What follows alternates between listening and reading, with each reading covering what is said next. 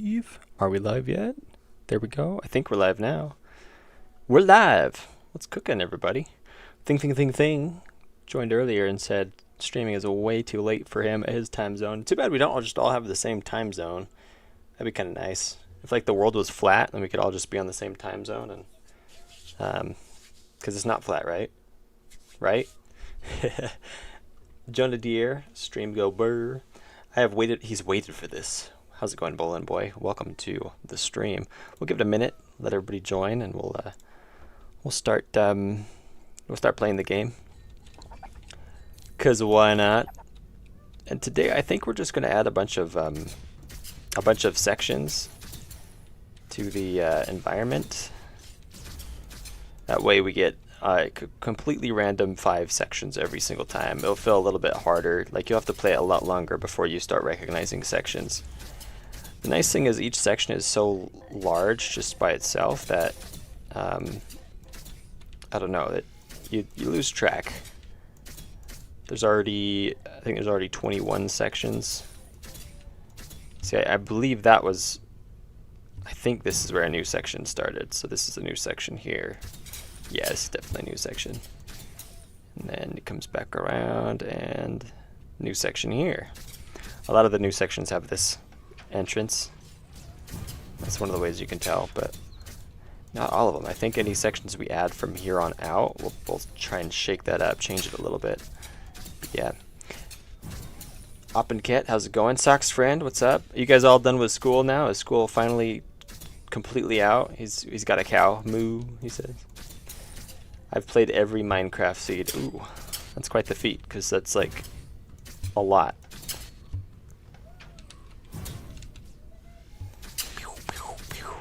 Alright. School over. Judah F, what's going on? Hello. Welcome to the stream. I joined the Discord too. Oh, nice.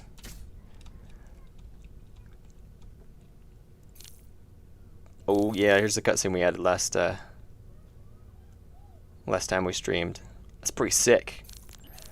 You select 2 things, hit it, cutscene plays again. Bloop.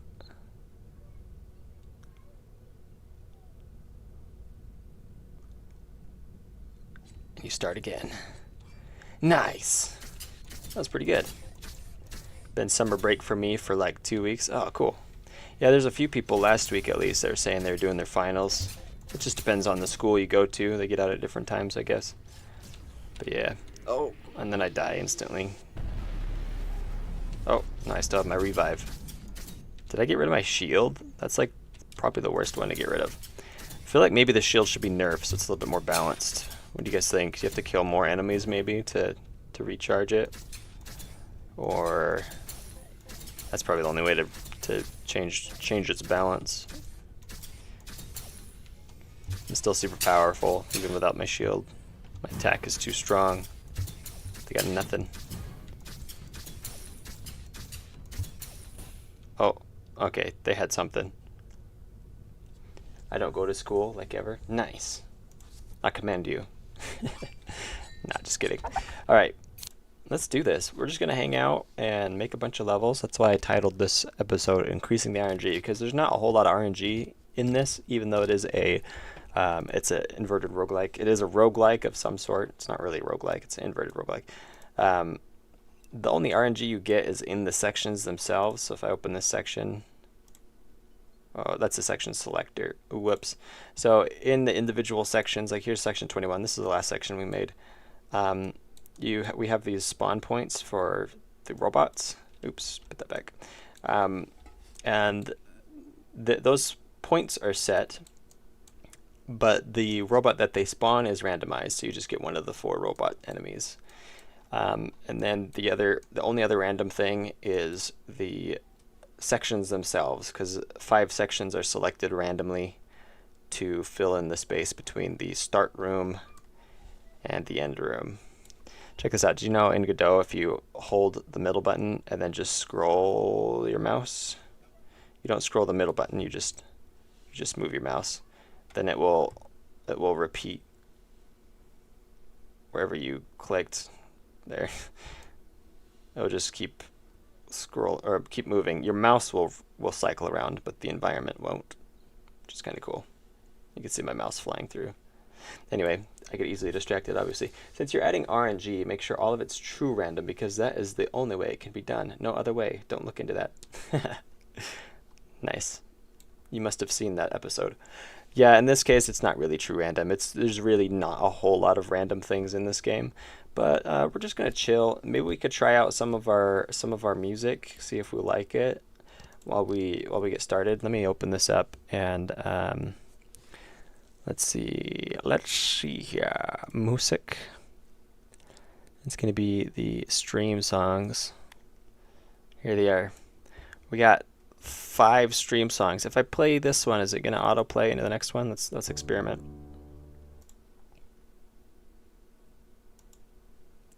Play. We'll listen to the last 4 seconds and see if it. No, it just ends. Well, how do I set up a playlist? I can't just play it here like this, huh? That sucks. What is this? Repeat? Nope. Shuffle. Does anybody know? Or maybe I can select all of them and press play. Open with. Is it gonna play all of them? Let's see. Skip. It does. But will automatically. Hey, there we go. Let's get back. Okay, so we're gonna start with this song. It's an experiment of our stream songs, I guess. Let's start editing, and we can just chat about whatever, because this is mostly gonna be me just making these levels. If you guys have any suggestions for level layouts, let me know, and I'll try to do that. Just gotta remember how to do it. I think I need the. Well, it's not really a level. It's a section base. Gotta remember how to do this with this music. Is the music too loud? Let's see. It's kind of loud. There. Can you not even hear it now? Seems like a good spot. There. That'll work. Music's kind of exciting, isn't it? Since you're adding. Oh wait, I already read that. That stuff in the foreground. It would look cool. Oh, it would look cool. We'll have to see. It's not a necessity though, because we're focusing on just the things that will definitely get the game finished. And so, yeah. Man, the music's kind of distracting. It's so distracting. I can't remember what I'm trying to do. Okay, this is the level base, and then I need to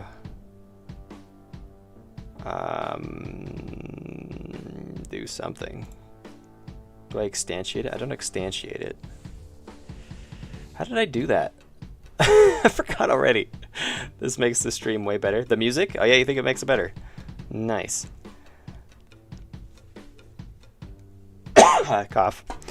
Okay, I did it with this one. Room section base. See, oh, I remember how I did it. So I just took this and saved it as a new thing. Save branch as scene. No, it already is saved as a scene.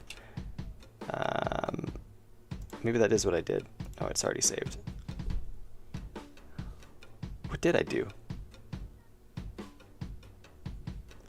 I thought there's like a save as, so you can save the scene.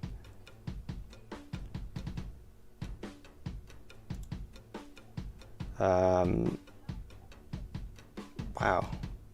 I've done it like 21 times already. See? Save branch as scene, instantiate. No, why isn't it just part of this? Oh, I'm not trying to save the branch. I should try to save this. There we go. Save scene as. That's what I wanted to do. So we're going to do section underscore 22. Save. Okay, and then we still have this room section base that we can just save again as another section. And now we can just edit it to what we want, including changing the name, rename. We could say it's section 22. There we go. Nice. And then what do we want the floor layout to be? Let's see, it's gonna be wall tiles and terrain right here. So we can just draw, oh actually I prefer this tool because then you can just draw squares, because most everything needs to be square anyway. And I don't have it set so I can just do a single row. It has to be too thick for it to work. This is the simpler version of a tile set. There's more complex tile set versions that you can do like this, but I didn't want to do all that drawing. I was just trying to make it quick, and so I didn't do that. What if we did just do a huge room with just a bunch of pillars everywhere? That you should make a level where you start on one side and go to the other side while fighting him. That's a good idea. I like that idea. Genius idea. No, really, we can talk about anything. Like, I'll just narrate me making levels too, but you guys played any fun games lately? Didn't like that new Doom come out? A lot of people were saying that they've been playing it. I've actually never played Doom. I've played a Doom clone. I've mentioned in a past stream. I've played, what if we just made a big long hallway? That'd be cool. Let's do that. Let's have it open up immediately into the long hallway like this. And then we could add like some pillars every once in a while. What if we did like a pillar like this? Just one in the middle. So there's 4 in between each time. There. That's kind of cool. And then we'll add, let's go to the floor decorations. See, it's right in the corners though. I don't like that. I'm gonna move them a little bit so it's not right in the centers like that. Right here. Add pillars. Caterpillars, he says. Add caterpillars. Yeah, we'll put them here. We'll just move the 2 outside ones. Oops. Move them out just a little bit. That way it'll be easier to decorate later.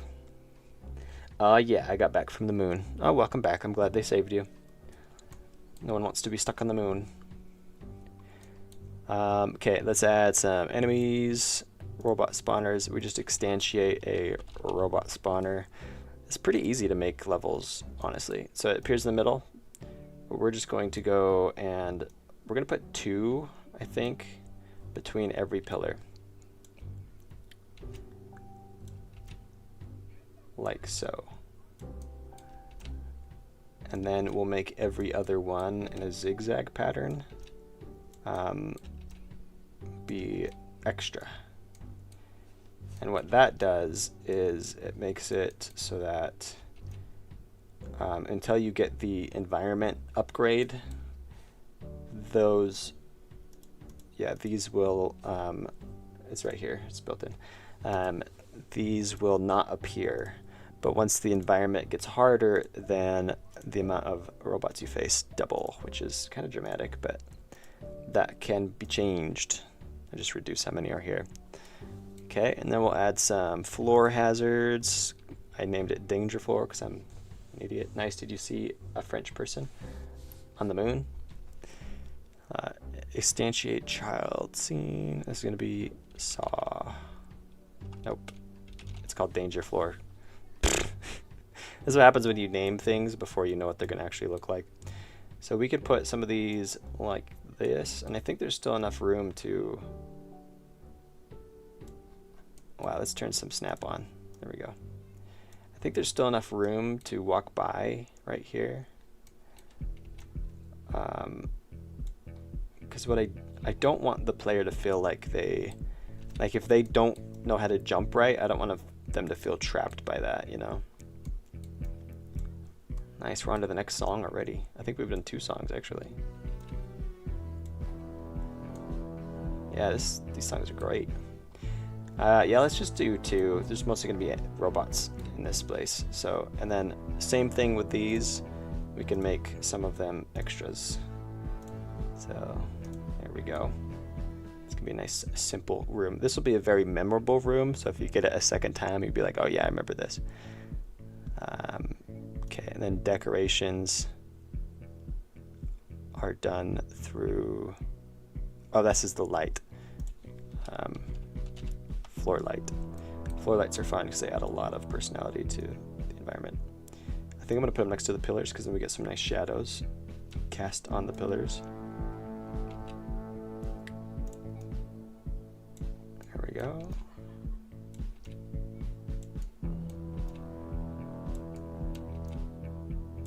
Gives it a nice look. Are you French? RNG, random number generator. We gambling? Yeah, that was kind of a clickbaity title, to be honest, because we're not literally adding RNG. We're adding more sections that the game can choose from randomly. So, in a way, it's truth. Like, the title is not lying, but it's a little bit of a clickbait, I think. So, everybody's like, I'm out. I've been tricked. I'm out of here. It's not a trick. It's honest. It's true. We are adding more RNG to the game. Okay, and that's done already. That's like, this is a super fast level. But we're gonna add some floor decorations, and this is done like so. Zoom in a bit. Zoom in a bit. I said. Here it is. Okay, and we can just select what we want. We'll add a bunch of like gears. I think gears would be good. Gears. Oh wait, why isn't it working?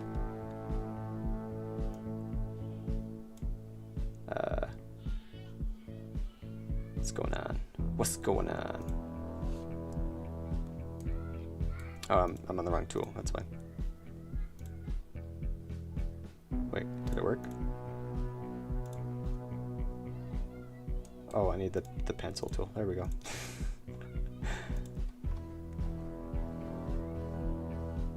Oh, hang on. We do want to move it, actually. Let's offset it a little bit. That way I can put one of these. I can put these down so it goes across the lines if I want. Add a wrench right there and a piece of broken metal right there. Looks pretty good. Put this right here. Here's a metal bar. Some dirt next to the pillar. Oh, that dirt's not gonna work. Let's do this dirt poking out right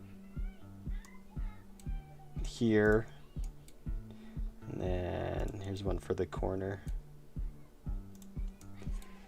I should be more clear. Is the light down left duped? Seems to be double as bright. Oh, let's see. Is it? Oh yeah, it is. I think I have an extra one sitting there, don't I? Yeah, you're right. Good eye. Goodbye. Thanks for catching that. Okay. Let's add some more decorations. Wait. Decoration set. Let's add some vents. Maybe we could put these in these corners here. That looks kind of good. We do it in these corners. I put dirt in that corner already, so we cannot. It's a no. We'll put them out along the sides of the pillars that don't have stuff already. When that one has that. Let's move these. Oh wait, I can't. I could put it on this back one. There we go. And then let's add this right here, because why not? And we'll put in some other oily looking stains sitting around.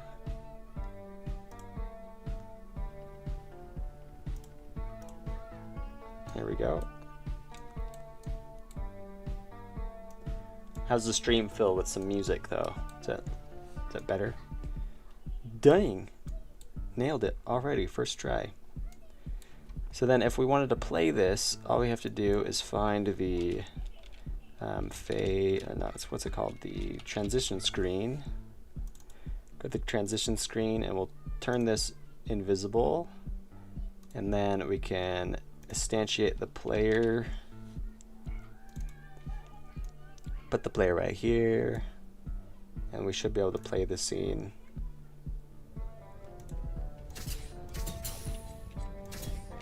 I like the oil spills. Looks pretty good. Some garbage as well there. There's some dirt right there that's like sitting on it. I mean, that looks pretty good.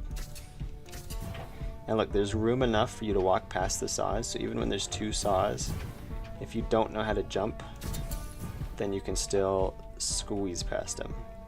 I created one level layout that had the saws blocking access. If you had the environment upgrade that made the saws more difficult, then you would not be able to proceed unless you jumped over. And I realized I didn't want that because there might be people who don't know how to jump. I mean, you should be able to figure that out pretty fast because, like, just hit space. Like, it's pretty common sense. But you never know. I don't want to have people suffer because they're just not good at playing games. I want them to suffer because the game is challenging, or like you want the right kind of suffering, and that's not the right kind. So that's where we're at. This song's pretty cool. How did you know? What did I know? Is that Purple Popsicle I hear? It probably was. Yeah. Yep. Yeah, we're listening. We're almost through all 5 songs already. I think this is the 5th song. Let's see, which one is it? It says sulfuric acid, and if we look at the files, yeah, it's the 5th song. How long did that take? Like, not long. That was like 15 minutes. We're gonna need a lot more songs than that, aren't we? There, will you find your answer? Wait, what are we looking at? Look to the stars.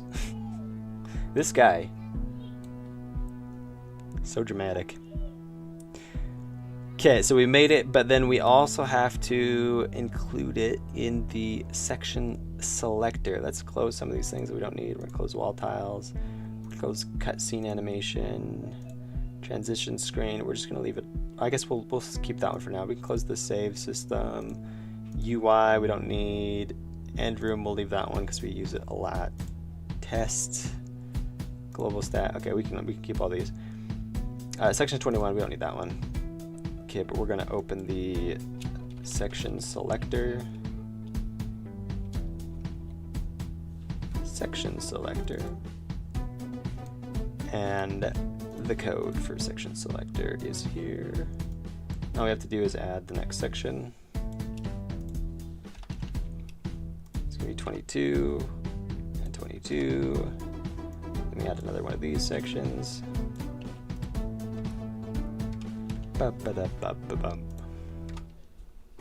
pretty good song. Did you guys like it? Wrote it myself. Literally. We're just gonna manually click on it. Well, actually, I could just do this. Copy, paste, paste, paste. There. Now it's in the role. It has a chance of appearing as one of the scenes. It's one of the sections. That was pretty fast. I think we could probably get through all 10. Oh, by the way, let's go to the to-do list. The to-do list. I have it still in edit mode.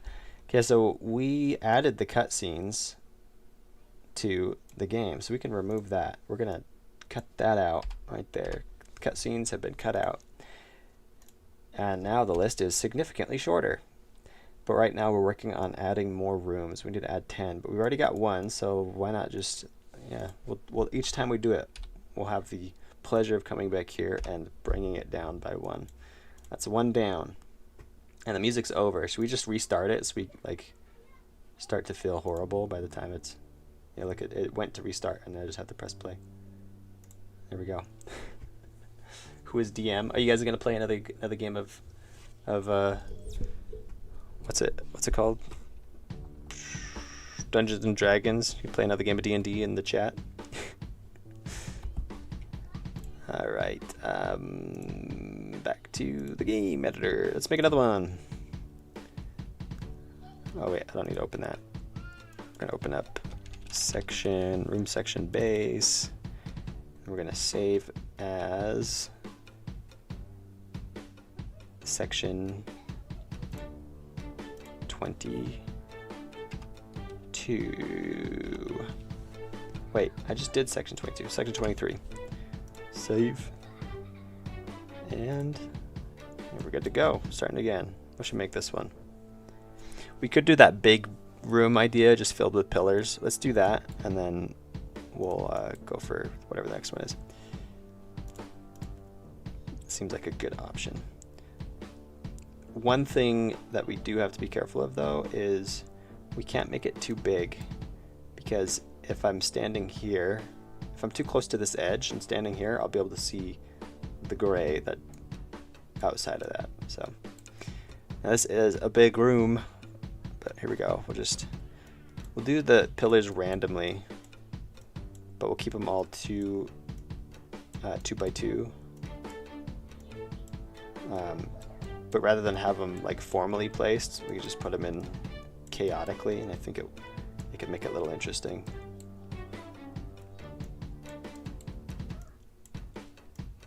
Or annoying, who knows. But this could be a potential room to get a lot of points once we add the point system, because you'll want to run around and kill enemies. Like, you have the option of just zipping right through, but if you leave all the enemies here, then that's points that you won't get because you just skipped them. So yeah, something to consider. Actually, let's have a pillar there, right there. I think we want enough pillars to feel like there's space to like dodge around and stuff, you know, but we don't want it to feel too cramped either.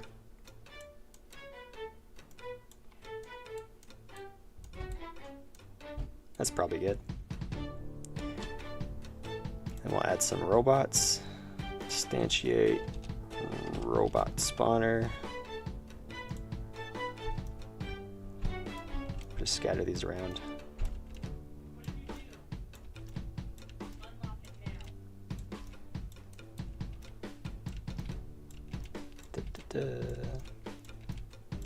What's nice about this music? I'm not going to get copy struck for it, because it's mine. And if I do, I can definitely just be like, no. Boy, that's a lot. That's a lot of enemies. Let's make sure we have some in the middle for those who do just try to run through. I think that's a good idea. Put one right there. Okay. Now we're going to make a bunch of them extras. We'll start in the middle and work out. Oh, I thought I had an enemy right. Oh yeah, there's a robot spawner. What the heck? List. Yep, robot spawner. Wait. Oh, that's the robot spawner container. Interesting. We'll just make another one then. Put it up a little bit to the side. Okay, and this one can be extra, and this one can be extra. And then we'll make several of these on the outsides extra.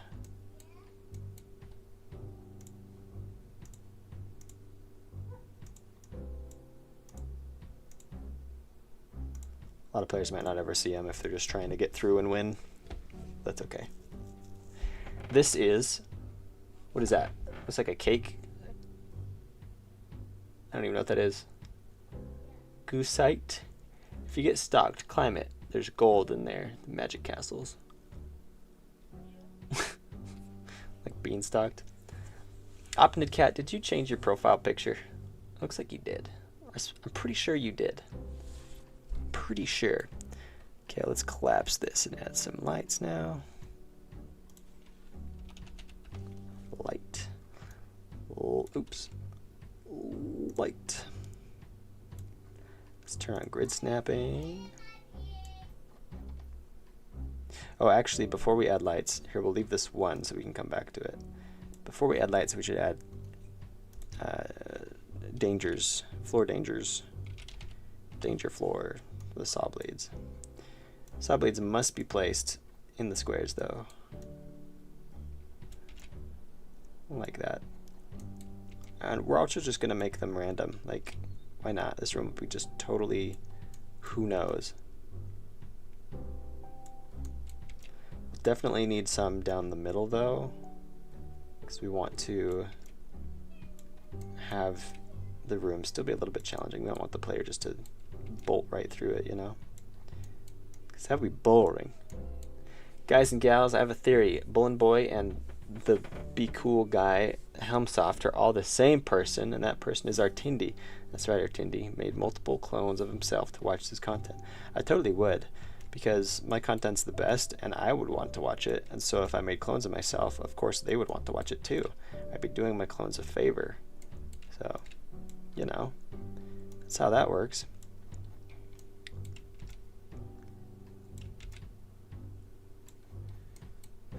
You guys aren't doing very good at distracting me today. Like, in the past, you've always been quite skilled, it would seem. Or maybe I've just been not very skilled. But often, you guys would say things that would make me like get totally sidetracked for long amounts of time. But this time, not so much. What's going on? What happened? We'll do one right as you enter too. Okay, and then we'll make approximately half of them extras. I want the light.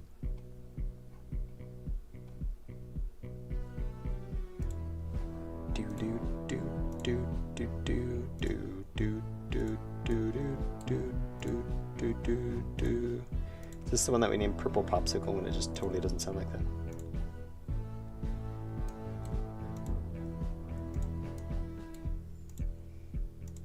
Artindi, what is the meaning of life? The meaning of life? That's pretty deep though. It's pretty deep. It's pretty deep. You're gonna get a different answer too based on what's it called? Theology, based on theological beliefs. Is life a game? Life is not a game, definitely not. One of the components of games that people don't quite recognize is the aspect of it has to be voluntary. It's kind of a difficult to grasp concept, and most people assume that means you're not being coerced into participation, which is not true, because Hunger Games is coercion and it's still a game, and so is like the Gladiator games and many other games. You can be coerced into playing a game, and the means by which you're motivated to participate do not dictate whether it is a game or not. So if you're being bribed to participate, some people have believed too that like if you're being paid, if you're a pro athlete or a pro video game player or whatever, then that means that you are no longer playing a game, but instead working. It's like, no, you're still playing a game, you just happen to get paid to do it. So the difference isn't in what's motivating you to participate, it's in whether you are actually choosing to participate or not. Like if you have no choice to participate simply by you existing, then it's not actually a game. In order for a game to be a game, it must be something that people choose to participate in, regardless of what motivates their choice. So, for example, life is not a game because that's not something you choose, you just exist and that's it. Like, it's not, it's just on by default. Or if you've ever heard of The Game, quote unquote, called The Game, that's where it's a thought experiment more than a game, or a social experiment more than a game, where if you think about the game, you lose the game. And so it's an experiment on the idea of you can't really think about things without you can't not think about something. By deciding to not think about something, you have thought of it. And so it's a fun experiment. It's a mind game more than, or mind experiment. It's not really a game again. So that's kind of fun, but not a game, because one of the rules of that game is that everybody is participating whether they know it or not. And so if everybody in the entire world is participating by default by simply existing, then it's not actually a game, because it's just not. Like, it has to be something that you can choose to participate in. That's one of the aspects of it being a voluntary activity. I've developed a formula. Ask blank a game. If it doesn't work, give a reason why blank is a game. Works every time. Ask if, oh, you mean if, ask if, fill in the blank, is a game. If it doesn't work, give a reason why blank is a game. Works every time. Wait, I'm not sure what What are you trying to get to work? I've distracted him now. Yeah, almost. I was still working technically, but it was much funner. How dare you bring that up? You lost the 1982 Queen album. Yeah. If you know it before it's said, you already lost. Be cool, guy. Yeah, exactly. It's crazy how many shows that are about evil experiments have games in it. Hunger Games, Squid Games, Beast Games. Yeah, and then there's also, I like that you put Beast Games in there with Hunger Games and Squid Games. But also there's a book. It's a famous book called The Greatest Game, I think, or no, it's called The Most Dangerous Game. And The Most Dangerous Game is about a guy who is bored. He's a hunter, and he's bored of the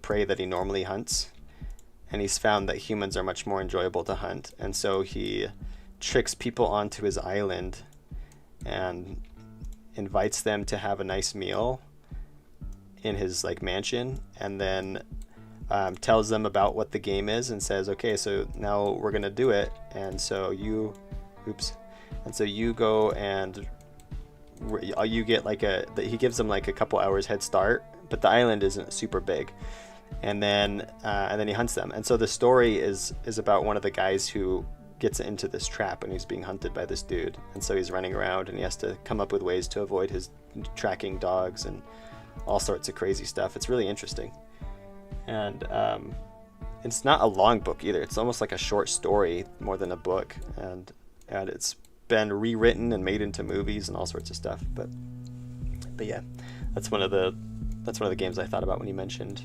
how there are many like diabolical games that show up in movies just because they're interesting. I am the game. You don't want to play me. I am control.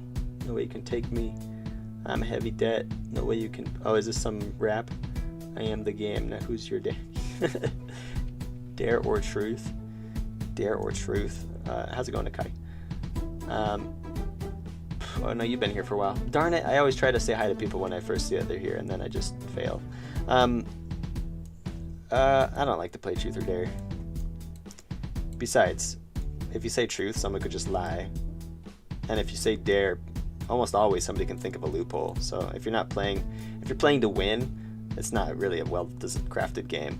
If you're playing just to have fun, then it's it's a little different. But which I guess is the point. You're supposed to play to have fun. But yeah.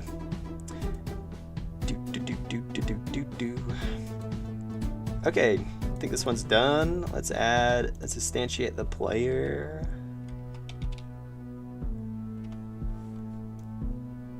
Oh, that's not the player. Let's lock this so we don't move any of those. Oh, I can't lock it. That's stupid. Wait, I should be able to lock it. Where's the lock button? Oh, it's right there. Okay, lock. Now I can't move any of the lights. Okay, player. Let's put the player at the beginning, and let's check this section out.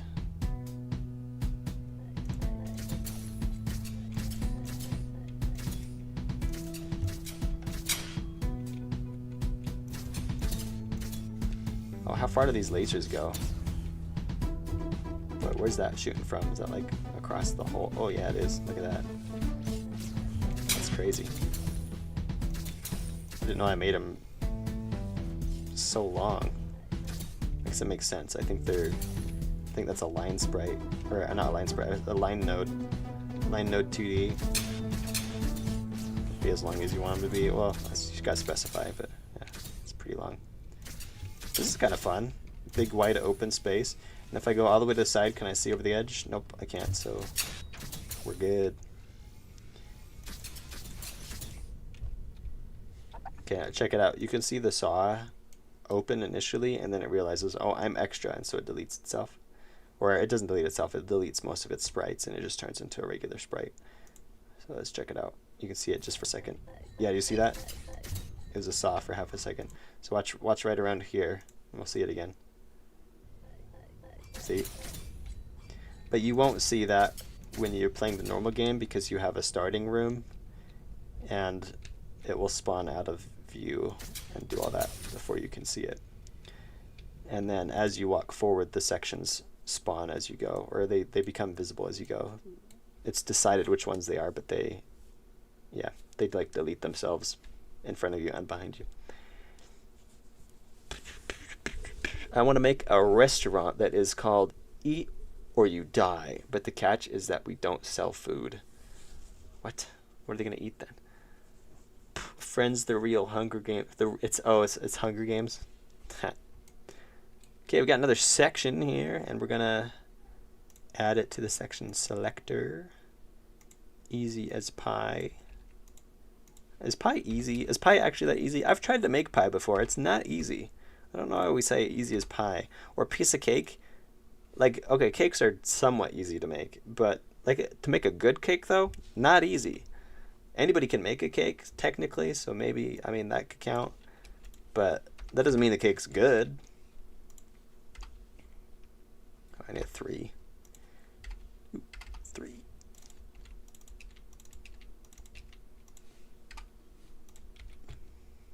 Nailed it. Restaurant called It's on the House, where you have to do parkour to get. Oh, there's these restaurants. I forgot what they're called, but the idea behind them is they're mean to you. Like, I forgot what they're called.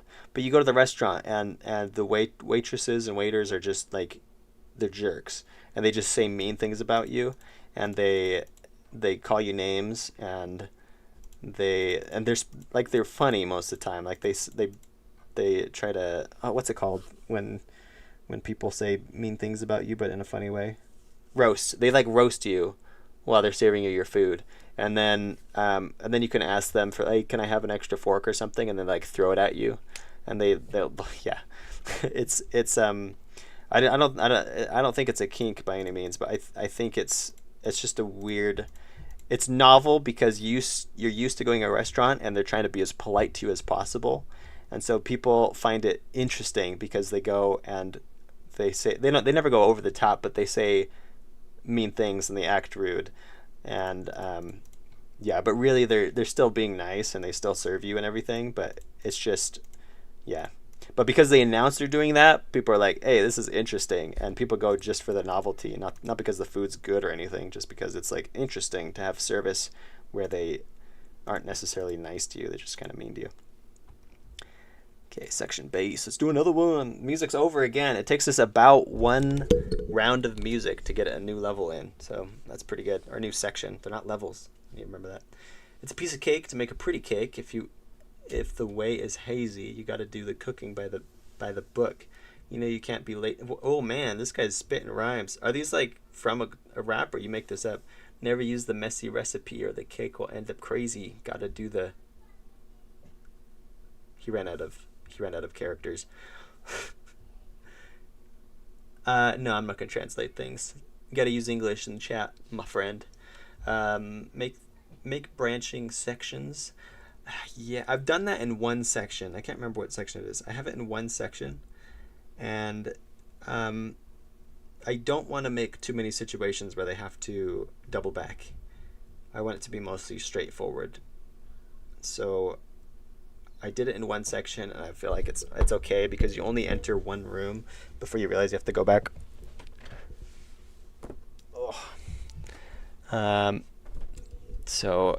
But yeah, it might be good every once in a while to have a player feel a little bit lost, but I want them to, without putting too much thought into it, just find their way to where they're going. But yeah, it could be fun. But what should we do in this next section? We're in the room section base. Let's save scene as section 24.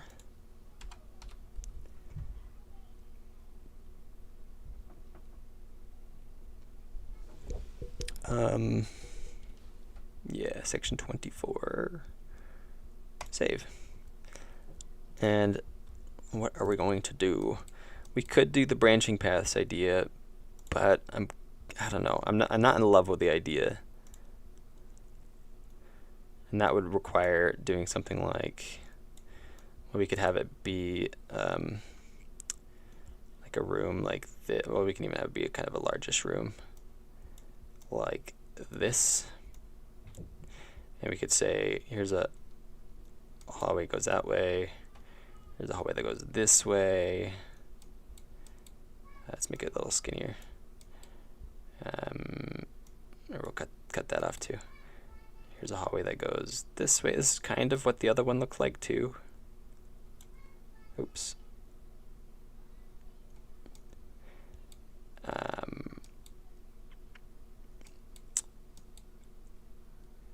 But I don't want them to be annoyed anytime this particular room spawns either.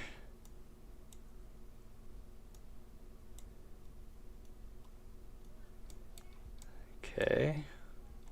But then one of these could end up actually going to where we want to go.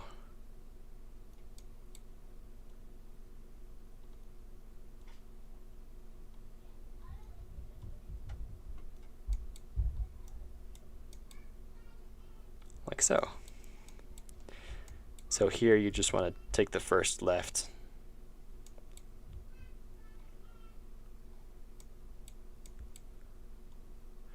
Or I could honestly just have both ways tie up, so you could just choose which direction you want to go. There are a few rooms that do that already. I haven't had one that's quite this dramatically different. But yeah. I mean, maybe it'd be fun. We're already doing it, so why not? It does take a little bit more effort to decorate all this though, which is kind of annoying. And I wonder if this is close enough to the edge. Let's make this room a little smaller. So we don't need to be that close to the edge there. In fact, we can make it a lot smaller. Okay. That works. Ta-da! Artindi, the cool guy, was singing a Lazy Town song. Oh, is that what it was? Nice. Dude, you gotta speak English in chat. The RNG is hazy. It's making me feel lazy. A free can of crazy. Do you like Mr. Basie? Can you tell I put no effort into this? I can't. I don't know. It sounded good to me. Maybe it's just my delivery. Maybe I'm a famous rapper. You know, do you ever think of that? Could be. Could be. Let's make this bigger right there. Nice. Okay, let's add the... Oh, let's put some... Do we need pillars? Maybe we don't need pillars. We can just have it open. No pillars this time. But we will add enemies. Actually, let's do the floor hazards first this time. Danger floor. Let's put one... Oh, let's turn on the grid snap. Put one there. One right there. One right here and one right there. That way it's like they'll walk in and be like, oh, there's obstacles this way. Well, it's probably not that way, even though it actually is. We'll go and just throw one there and one right there. We'll put one in this room. I got my Western accent going on now. It's getting heavier as we go.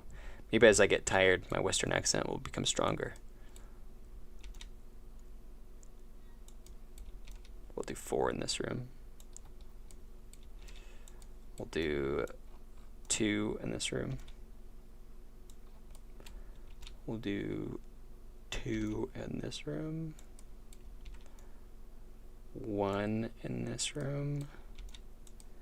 This room we'll put one here and here, here and here. Why are there saws on the floor? Who knows? There just are. There just is. There just is. Extra, extra, extra. Do. Should we just, let's just press play again. Here we go. Music. We're gonna get so bored of these songs. It's gonna be like later today. We'll be like, no more, please. I can't take it.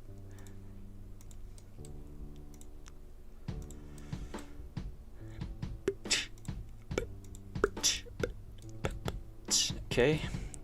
Awesome. Floor hazards are in place. Consequential enough to slip you into a trance.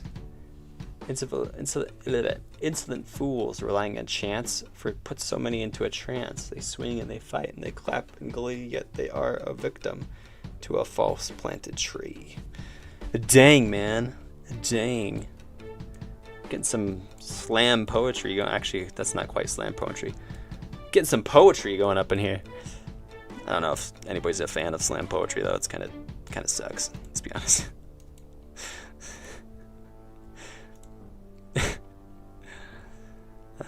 Wall tiles. Let's bring this to there.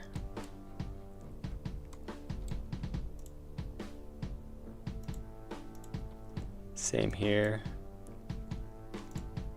Bring this down and this down and this down. There we go.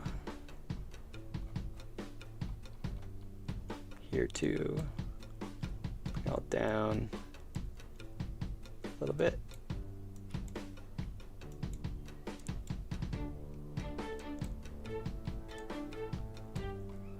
This one is,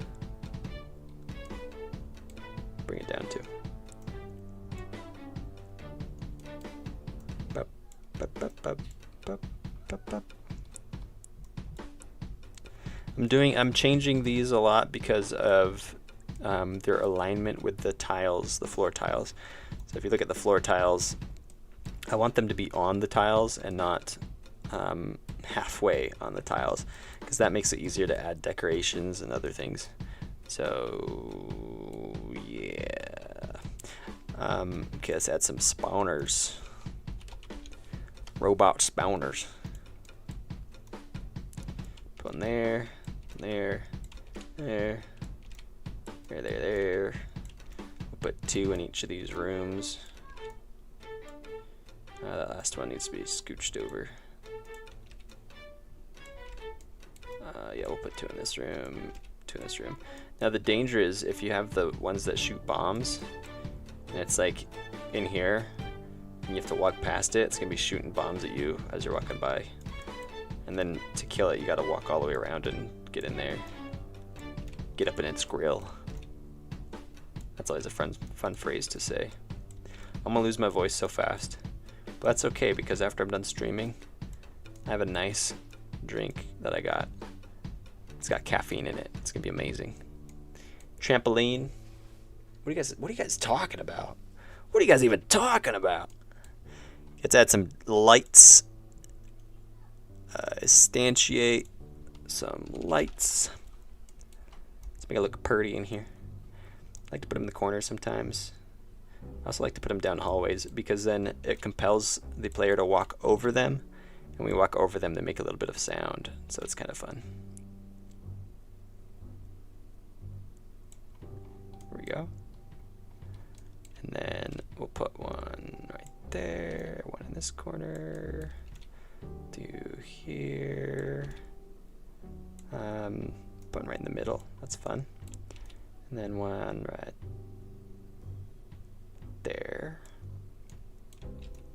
Let's put one here, here, and here.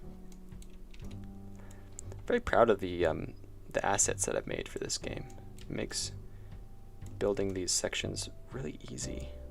As you've seen, we've made several in just like not very long. Like, it's super fast. Let's go in the corner.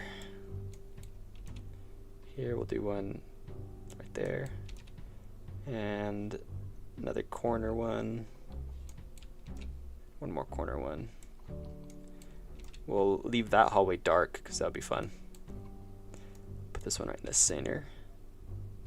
And then I can't put it right in the center there, but I can put 2 lights. We'll make this room like super bright for some reason, just because what? Why not? I don't know. And we'll do it like that. Man, that's bright. And then these ones we'll put. Let's put on the cross of the tiles, in between the saws, and then in the corners. That's pretty cool.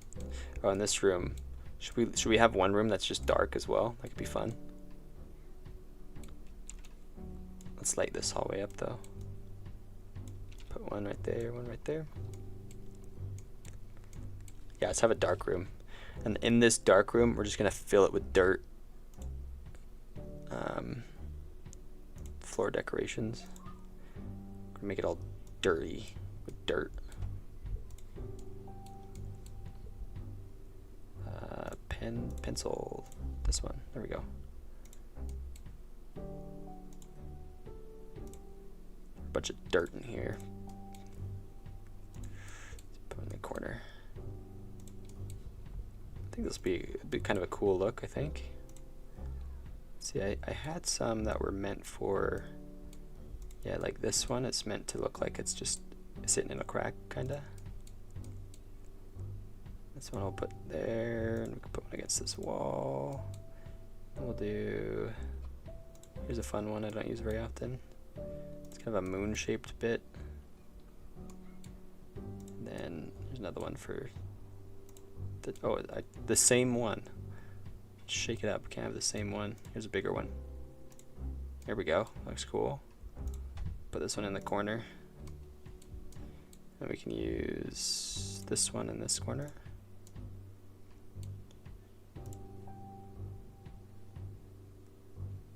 That's fun. Can layer them. Make it super thick. So dirty. Don't let the masses control you, Artindi. Oh, what are they all saying? What are they saying? What's the idea? Connect the room, please. I'm begging you. Connect what room? Connect the rooms. Oh, so instead of having just one path, like I just put it in like little doorways. Is that what you're saying? Dead ends equal good. It's only me. Dead ends. They like dead ends, but other people are like, no dead ends. So you want to. There's two pathways. Like it's just these three rooms that don't go anywhere. So. More paths equals good. What are you guys talking about? But hey, Luca, how's it going? Hey, Artindi, how's it going? Getting any closer to the finish line? We are definitely getting closer. Check out the to-do list. It's visibly smaller. Well, maybe not. I swear it's getting smaller though. We deleted 4 lines just this morning, so that's got to count for something. It's still, like, eyeballing it still looks the same size, but that's because we keep finding new things that we need to work on. That's just how it's gonna be. It's always gonna be something to work on. I just got here and I don't even know what the vision is. What the vision is? The vision is success, my friend. I don't know what the vision is either, actually. So yeah, that's where we're at. The vision is the screen. The vision is your eyes. You must use to use them. You must use to use them. You must learn to use them. You must see with new eyes. Okay. That looks better. I like that. I like that more. I like it even more. Okay, let's add some more decorations. I want these little tile bits. Let's do these ones for right here in this hallway. I love these in the hallways. They just look dope. And this one could be in this spot right there. And then let's add some of these in this room. So make it look a little. It'll make it look something, I'm sure. And we'll add a drain. That'll make it look something as well. Crack myself right up. I don't know if there's any room for this one.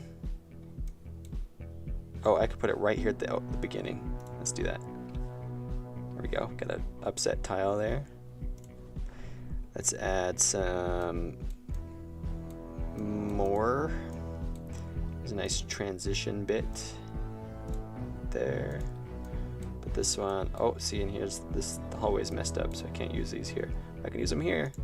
So I'll probably move that hallway a little bit. And this hallway is going to stay dark because I think it looks kind of cool. And it just adds a little bit of variety in the not large amounts of variety that there isn't. You should make a level that has a fake wall that you can walk through that takes you to a secret hall room. That would be interesting. It would be effort for something that's unnecessary. But I mean, yeah, probably not gonna do that. Let's be honest. I won't lead you on. I'll be honest. I love hearing ideas, but sometimes and even though the ideas are often fun, sometimes I just gotta say no, even though I'd like to do that. So sorry, but we will be passing on that idea. Although I'd love to.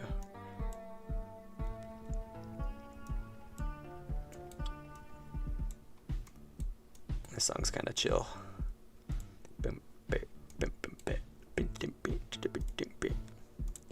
That's not the tune, but you know. Here we go. Let's put another drain in this room. There. And we'll put some spills around.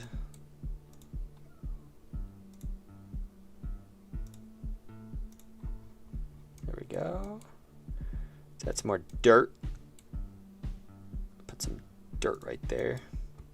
We don't want to overdo the dirt, because we already got a lot of dirt in that room. But some rooms, I feel like the dirt can just make things look a little too messy. It adds just a little bit of texture, but if you do it too often, I think it makes it distracting.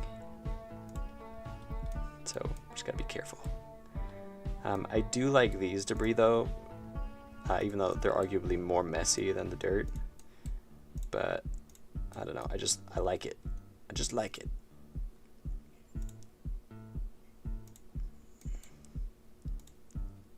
Especially when you like put them all around in kind of the same area.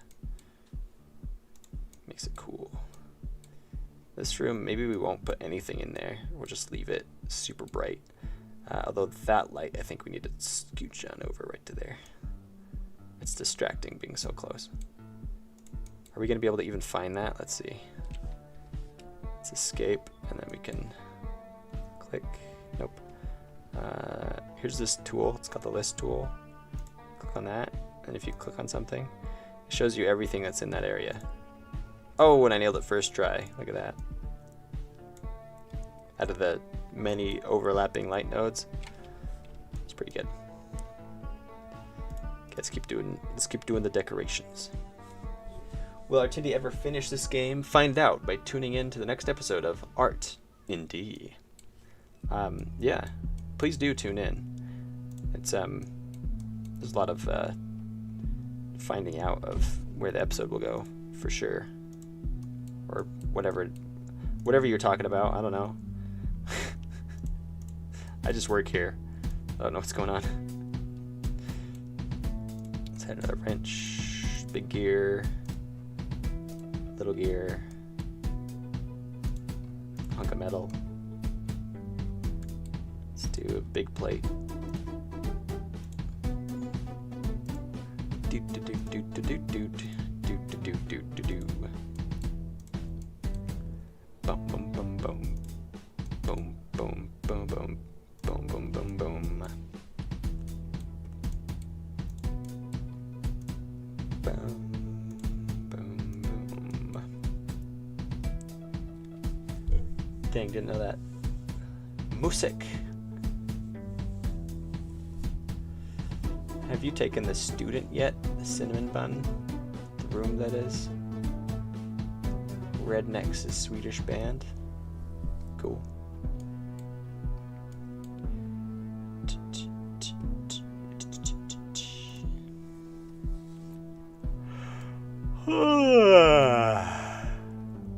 I'm tired. I think I need that caffeine drink like right now. A pizza box. No pizza boxes. Not yet. It's too soon. Doom, doom, doom. It's off center. Can't be. That's awkward. Why does that one work? That one works too. So it must be because it's like an odd number. That's weird. Well, I'm not gonna get too fussed about it.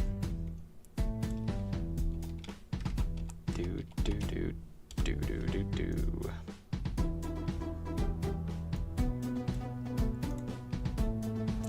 FNAF reference. FNAF. Oh,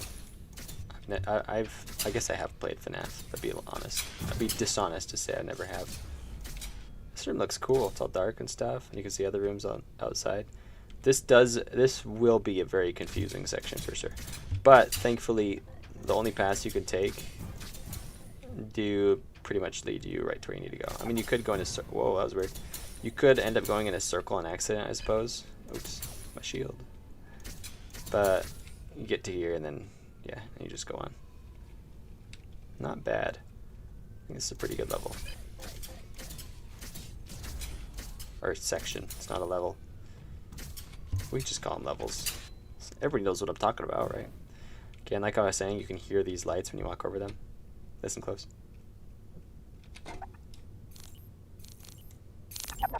Listen close. Can you hear that?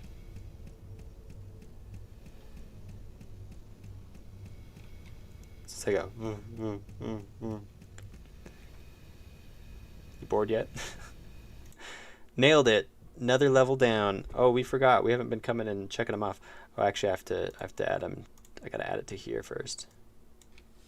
Oh, let's do it up here first. Section 24 now complete.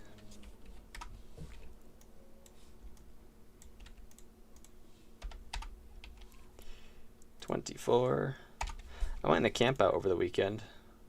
I think I mentioned that last time I streamed on Thursday. I was like, I'm not gonna be able to stream because I'm going on a camp out. I was forced against my will to go on a camp out. It was fun, I guess. It was alright. I was miserable.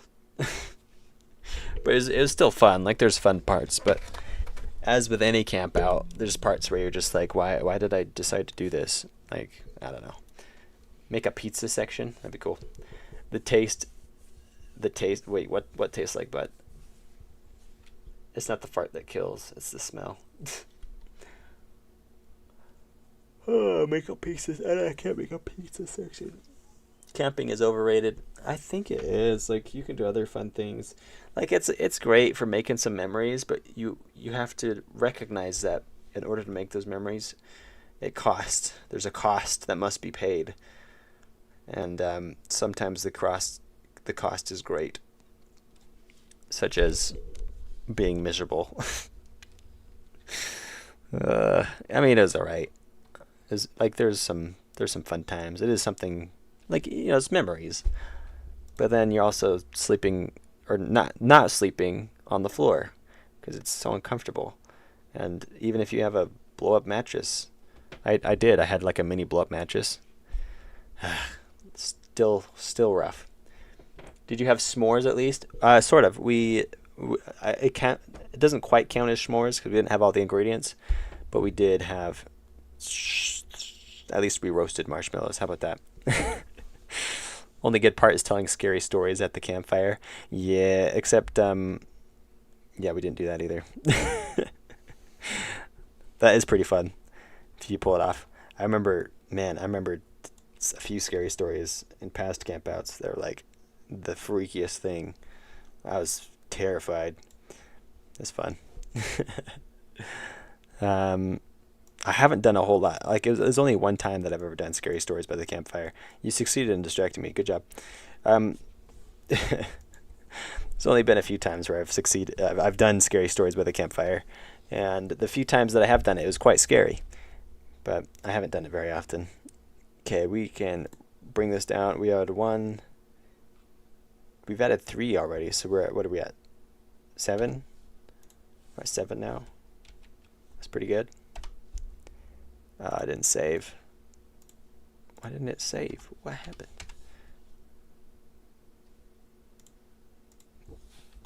Seven. Save. Weird. Why does Artindi what does Artindi look like? Is he athletic? Is he a manly man person? Or is he a string bean, maybe even a big bean?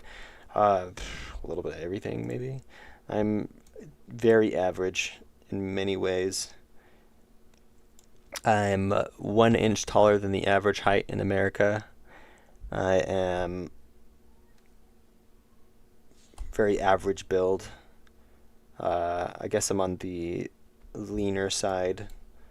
I'm not like I'm actually pretty skinny. I can eat like anything, and then I just never get fat. So I have a very high metabolism, I suppose. I'm white. How's that? I'm part, actually, I look white, but I'm part Japanese and part Mexican, part Irish, and part English. I got a little bit of everything. What does Artindi look like? Oh, I'm telling you. We still love you, Artindi. Okay. I'm a white bean. A normal bean, then. Yeah, I'm pretty average in many ways. Yeah, I don't know. Anyway, should make another section. I'm kind of getting bored of making sections. You guys bored yet, or should we just? I mean, the entertainment is up to you. I'm gonna keep making them. It's up to you guys to, keep this entertaining. And I guess it is a little bit entertaining talking about what kind of bean I am. Pinto or soy? Probably pinto. Soy's kind of lame.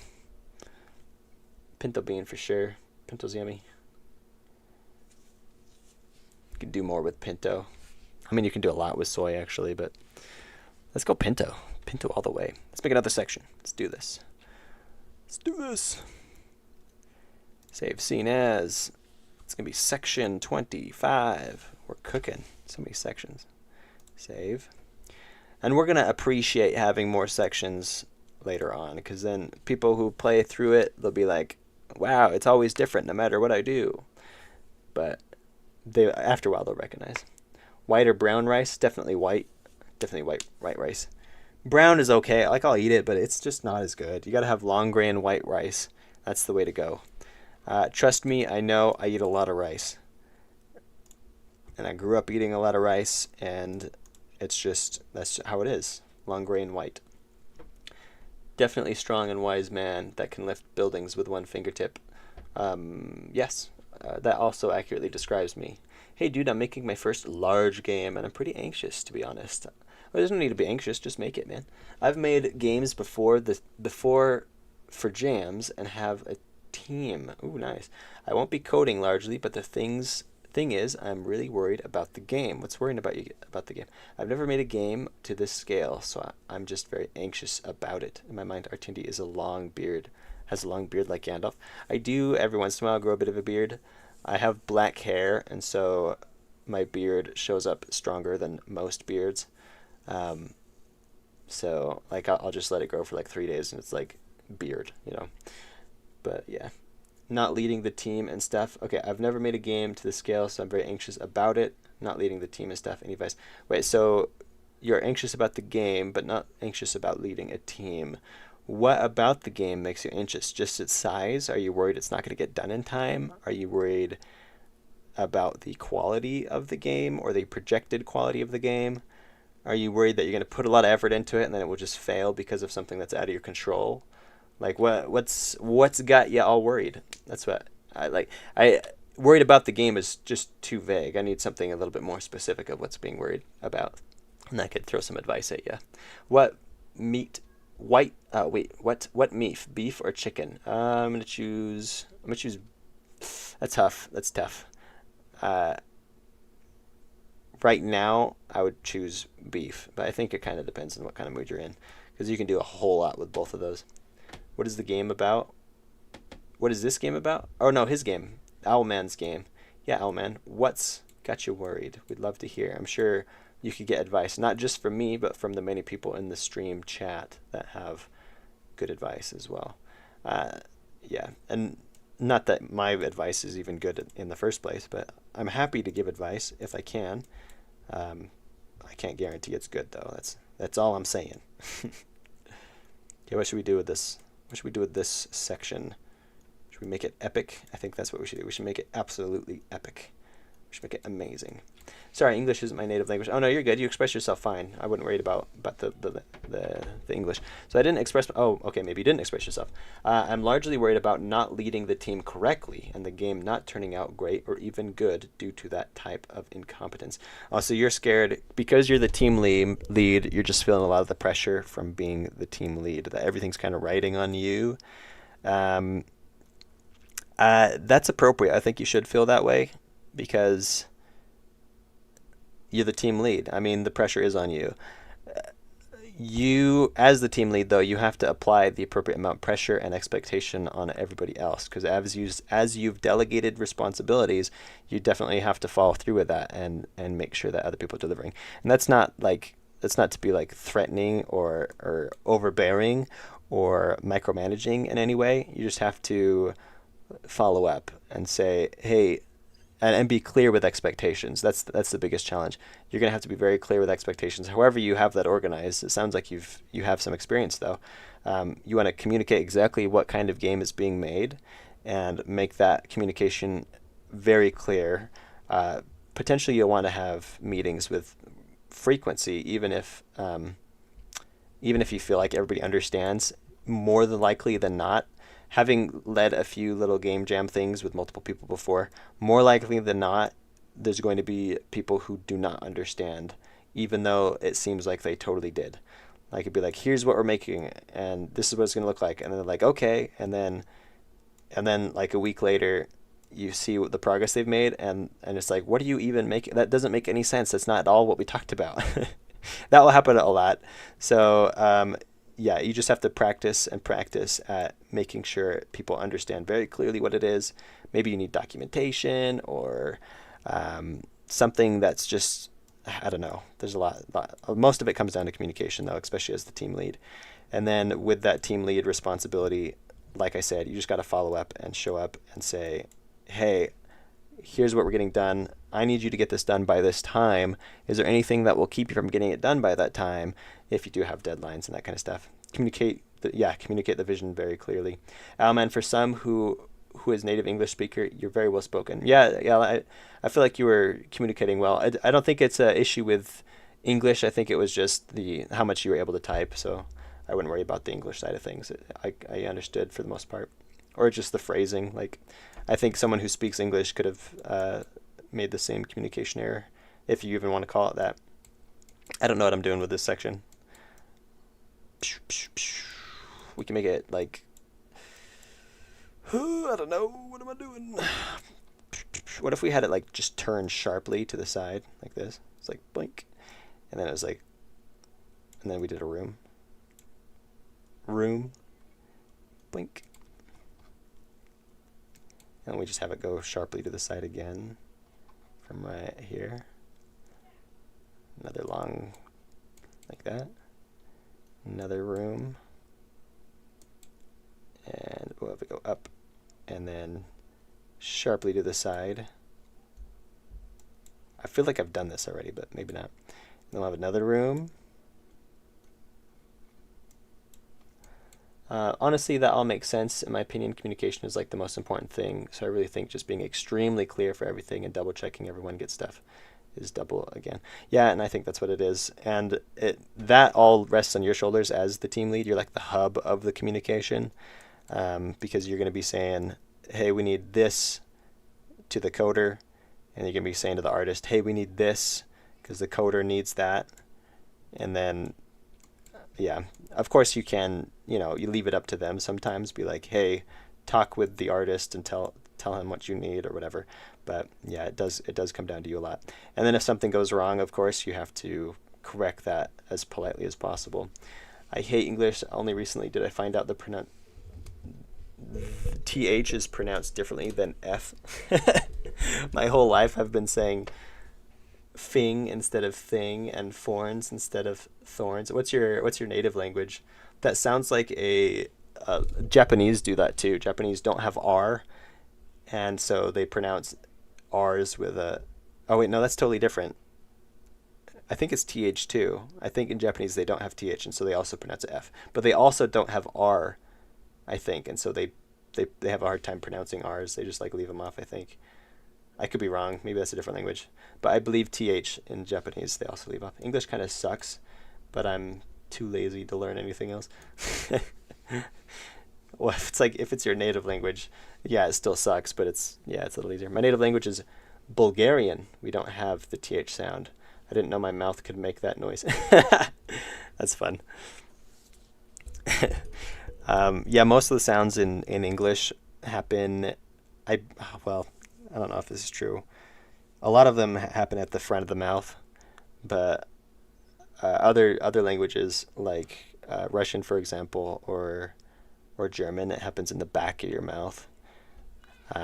With mixes of a bit of everything, because some sounds in English do happen in the back of your mouth. But yeah, it's fun. It's interesting. Tooth is toot. Me when I try to speak and mix up every single auditory function. They don't have the TH in Irish and pronounce it T. Oh, really? Toot. I made a language with only 17 sounds. Yeah, it's fun. I much made a fictional language too, and the goal with making that language was you write it exactly as it sounds. None of this made up garbage with like silent vowels and all these little stupid cases. Just everything will just sound exactly as it's written. Okay, let's add enemies to this spot. Actually, let's add the war dangers, the floor. The dangers on the floors first. Did you have any other concerns, or is it mostly just concerns about being a team lead? Because that's going to happen. Like, you just got to deal with that. That sounds rude, but I mean, no matter what team you're leading, what I meant to say, no matter what team you're leading, is you're going to have those feelings of inadequacy, which are actually healthy. Like, you want to feel that way, I think, because that means you're going to be a little bit more focused. That means, like, you never want a team lead who's just uber confident, but then it turns out they don't know what they're talking about most of the time. Yeah, I'd pass. I'll pass on that. I'd prefer my team lead to be less confident and get the job done than to be overconfident and just like not know what he's talking about half the time. So, you're probably going to be in a fine spot then if that's how you're feeling, because you're gonna try harder than you otherwise would. Also, in Bulgarian, you roll all your R's. So until like 1 year ago, I would just say had instead of hard, like a little British boy, or like Lord instead of Lord. You roll R's, like kind of like in Spanish with a double R, like Lord instead of Lord. That's interesting.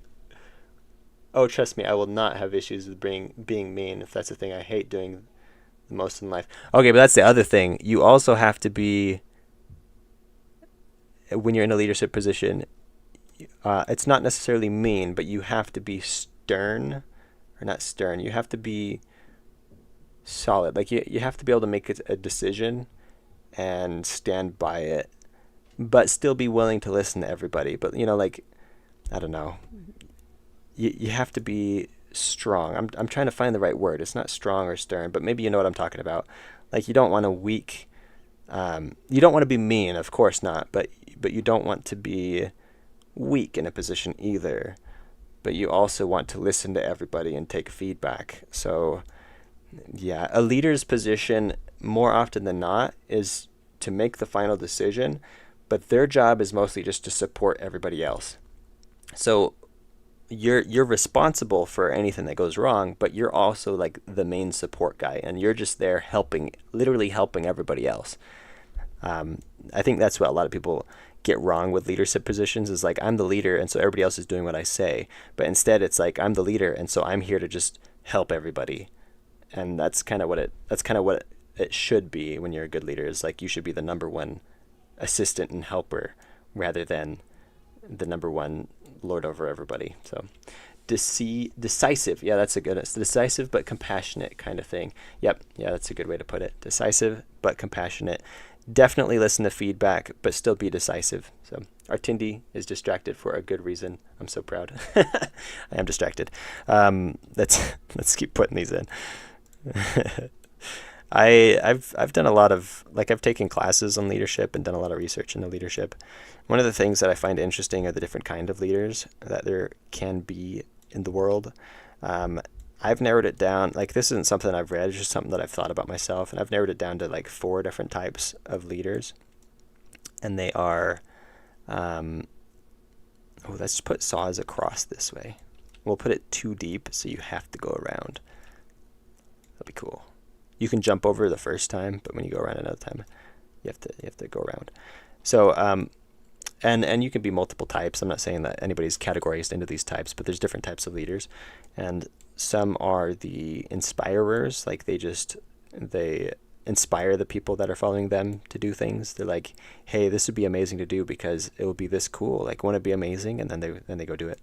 And then you have the example people, where they don't necessarily say what to do, but they show everybody what to do. It's like, hey, I'm doing this because this is fun. You probably want to do it too, right? So they kind of just hint they lead by example, basically.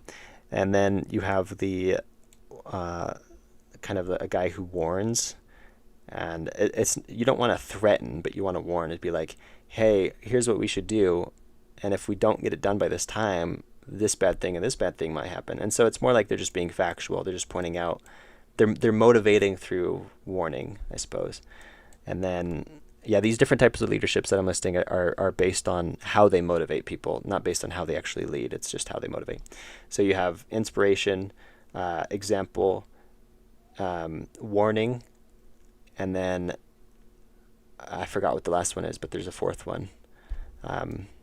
Shoot, I don't remember, but my bad. But yeah, it's kind of fun to think about the different ways that people can motivate people to do stuff. Is extra, especially from a leadership position. And then each of these, of course, you could do it the wrong way. Like an inspirer type person, they could be like, they could make up something that's not true. That'd be bad. Artindi, oh wait, I already read that. Oh yeah, in my, oh wait, oh that's LMAO. My game has problems. The reason I got a team is because the game has different problems I don't know how to fix, so I brought people to criticize my game to be the best it could be. Yeah, that's a great thing too. Rather than being spread out and working on everything, you can have people who are specialized, because I hate coding and can't code that well. Yeah, that's fair. Oh man, what is your game about? Yeah, what is your game about? I love coding. Also brought in a CC0 font today. Cool. Artindi, we should do a poll if you or the chat controls the streams from now on. Well, obviously I control the streams. What are you talking about? How are you going to control the streams? You're just going to say, hey, let's do this, and then I still am the one who decides whether we do it or not. Good day. Hey, Dart. Can I call you that? How do you pronounce that? Is it just Dart? How's it going? Welcome to the stream. Glad to have you here. What's going on, Dart? We've been talking about all sorts of stuff. We're talking about leadership types. Yeah, it's fun. There's people who excel at being leaders, like they're just naturally good at it. And there's people who can do it and do it well, but they don't enjoy it at all. Not that the people who excel at it enjoy it either, but it just depends on who you are. Some people do enjoy it, and it fills them with more purpose than otherwise, which is good, because those type of people should be leaders because they're good at it, you know? This is not a power either of us have, but relationships is symbiosis. We could merely purge ourselves, and leave you in the... That's true. You do hold power. There is some symbiosis going on here. You are correct. But can you organize yourselves well enough to actually pull that off? That's the question. Like, could you actually all coordinate and leave and trust that nobody else on the internet would join the stream to keep me inspired, right? That's the problem you run into. And I'm sure you could. I'm sure you could pull it off. It would take a lot of coordination and effort, but probably not. This is not chewed. Should we strike? Probably not, he says. Time for a coup. Coup is such a weird word. Why is it spelled that way? Who decided to spell coup in the dumbest way possible? Spawner. There's like, let's put a P on the end. Why? Like, what were you thinking? Why did you think that was a legitimate way? So this area is not going to have a lot of robots, but it's interesting, because you just zigzag, you know? It's an interesting area. what's amazing is the RNG probability. There is a chance that you could play through this whole game and never see this section. And you could play it many, many times. You could play this game like 500 times and never see this section, because there is a chance that could happen. It's not very likely. It'd be like winning the lottery if you played it 500 times and never saw this section. But it's possible. Okay, I don't think I should put enemies in the hallways, because that'd be annoying. You know what would be really annoying is if this one was like the one that shoots at you, the cannon laser beam. Because if you're down here, and I think about right here is when it would turn on and be active. And so you got to get to the end of the hallway before it actually shoots you. That would be super annoying if it's just like sitting right there and the timing is such that you just can't get around it. Whew. Coup is spelled with a P. Thought it was like coup. Yeah, it's pronounced coup, but there's a P. Like, that's why English is stupid. Is that even an English word? I don't even know. Let me look it up. Is coup an English word? It's probably French. Middle English, to strike, from Anglo-French Cooper. Wait. That doesn't answer the question. Coup. Yeah, yeah. It says Merriam-Webster. Here we go. Verb, Middle English, to strike. It means to strike. From Anglo-French couper. I don't know how to speak French. Usually I just read it, but with a French accent. Couper. More at cope, entry 1. Yep. It means to strike. That's weird. It doesn't also mean to just like... It just means to strike? I thought it meant to like overthrow. Weird. Anyway. To be cool guy. I thought it was one of those words that had 2 different meanings, but it's spelled the same. Oh yeah. Yeah, those are annoying too. Like, just make it the spelling different. Come on. Now we need to take control of your game. Oh, okay. I see. It's a power grab at my game, huh? What's wrong with English? Yeah, it's just messed up. That's what's wrong with it. What's wrong with it is it comes from like 4 different languages all squished into one. And then has changed over time. That's what's wrong with it.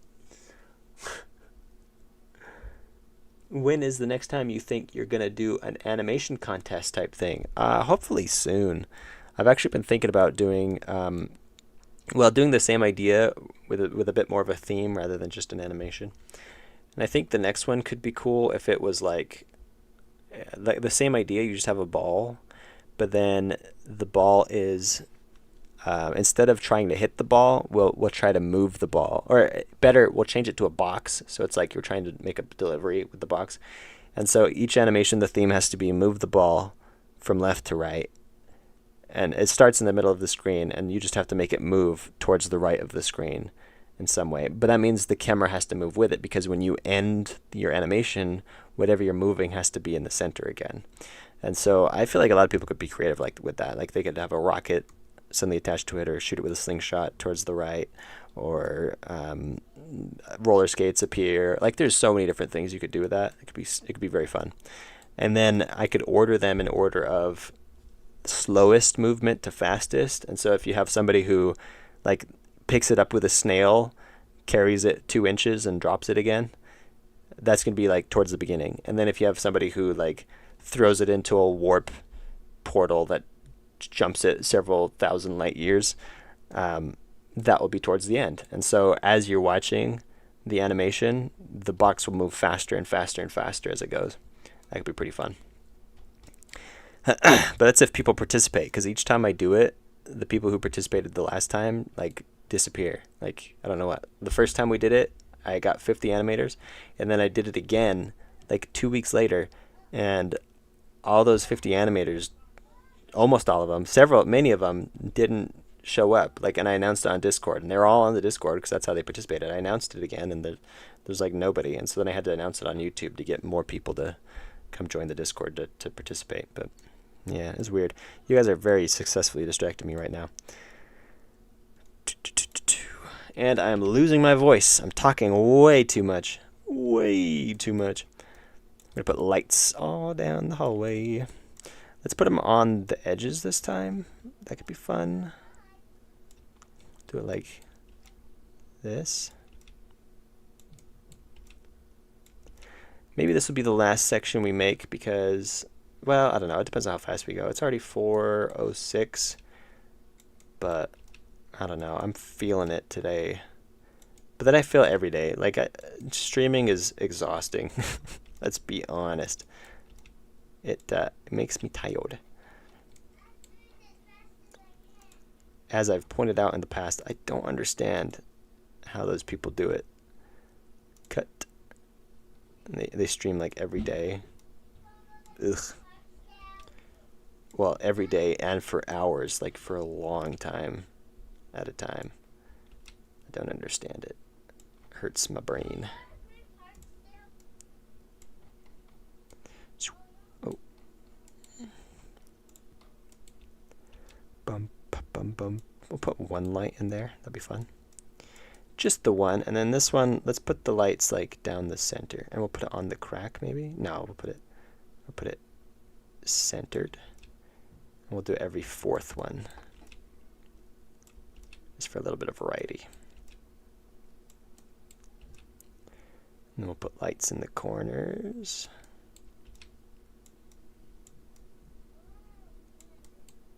Lights make such a difference because then they add a little bit of that gradient texture.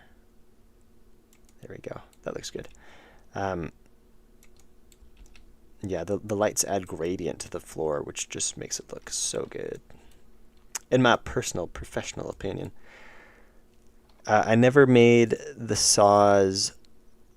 Yeah, let's make some of these saws optional. Oh, let's turn the lights. Let's turn the lights off. We don't want to click them. Oh, wrong button. There we go. Okay, now we're going to make the saws. Why can I click it? I set it to not be clicked. Locked.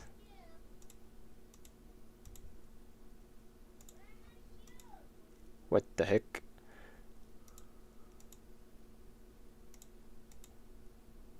See, I need to do the saws before we get to that point. Oh, I did do extra. Is extra. Did I make them all as extra? Oh, I already did it. Okay, we good. We good. Did I do the robot spawners as is extras? I did not. Make is extra there. Is extra there. That one is extra, and this one is extra. There's only going to be 1, 2, 3, 4 robots in this whole thing. That's crazy. Well, until you get the upgrade. That makes it harder. Streaming, to be honest, seems like a really difficult job. I don't know how some people say that it's apparently super easy. Like I am the most extroverted on the planet, but I can't talk that long. Yeah, I am not an extrovert, actually. I trick a lot of people. They believe I'm an extrovert, but I am not an extrovert. And it's exhausting. Definitely not an extrovert, but I can pretend to be an extrovert for extended periods of time. Have you ever thought of making a Reddit page, Artindi? I haven't actually thought about making a Reddit page called Artindi. Who would even participate on that? That's like, why? No, I've never thought about doing that. But I don't know, like, why would I do that? Who would comment on that? There'd be no purpose. There'd be no reason to do that, right? Well, there's no need for Artindi Reddit page. That's just. Nah, I can see having a Reddit page for making steaks, but there's no need for a Reddit page called Artindi. That's silly. He has a wife. I do have a wife. Time to get distracted. Oh yeah. Shame sock. What? I would comment. I like it. Nice. I mean, there'd probably be a few people, but like, I don't know. Ain't nobody looking up Artindi on Reddit.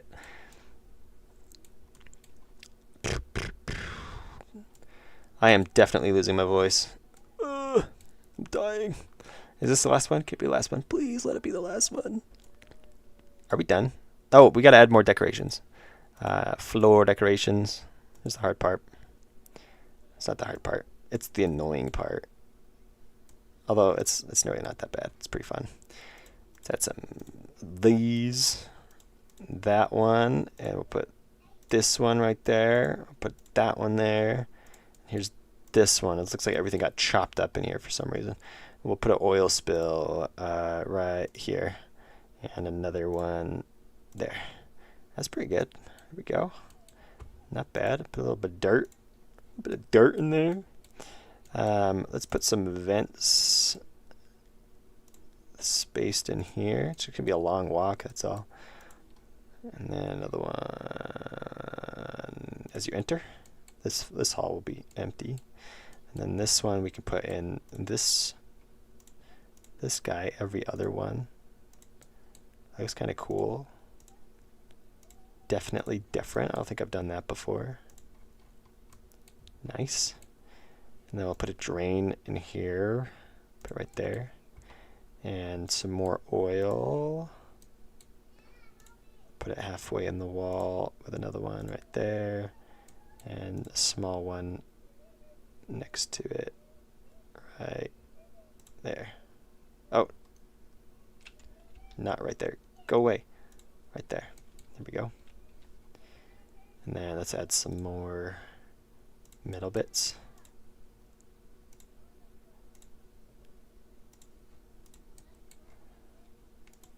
And screwdriver. Broken bit. Artindi is a married man. I sure is. Just checking. Our Artindi does not exist. Oh, okay. You checked? Just checked. I read it wrong. Just checked. Our Artindi does not exist. Good to know. Good to know. I would be a little bit disturbed if somebody like had made that, because why? Why would they? Let's make a sound. I like it, but oh wait, we don't have any music playing. Let's play music one more time. Let's do it. Music stopped and it got boring. It's music that we made specifically for the streams. We're gonna add a random wrench in this hallway, just like next to the light, right there. Looks good. And actually, let's do the same thing here. Put a little piece of metal just sitting there. Another broken piece there. Look at that. That's fun. Dirt. Put some dirt in here.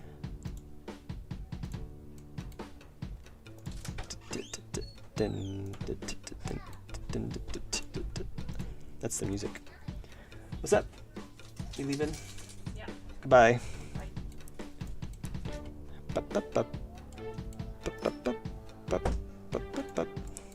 This is the streamer trick. It's when you run out of things to say because you're just saying the same thing over and over again. You just start like singing with the music. I'm scared you can't keep streaming a black screen for 2 hours and replying to comments that don't exist. I mean, I could. Don't tell me what I can't do. I could do that if I wanted to. Wait, where did that idea come from? I don't understand. I'm scared you can't keep streaming a black screen for 2 hours and replying to comments that don't exist. My screen isn't black, right? Like, it's still going. Yeah, we're good.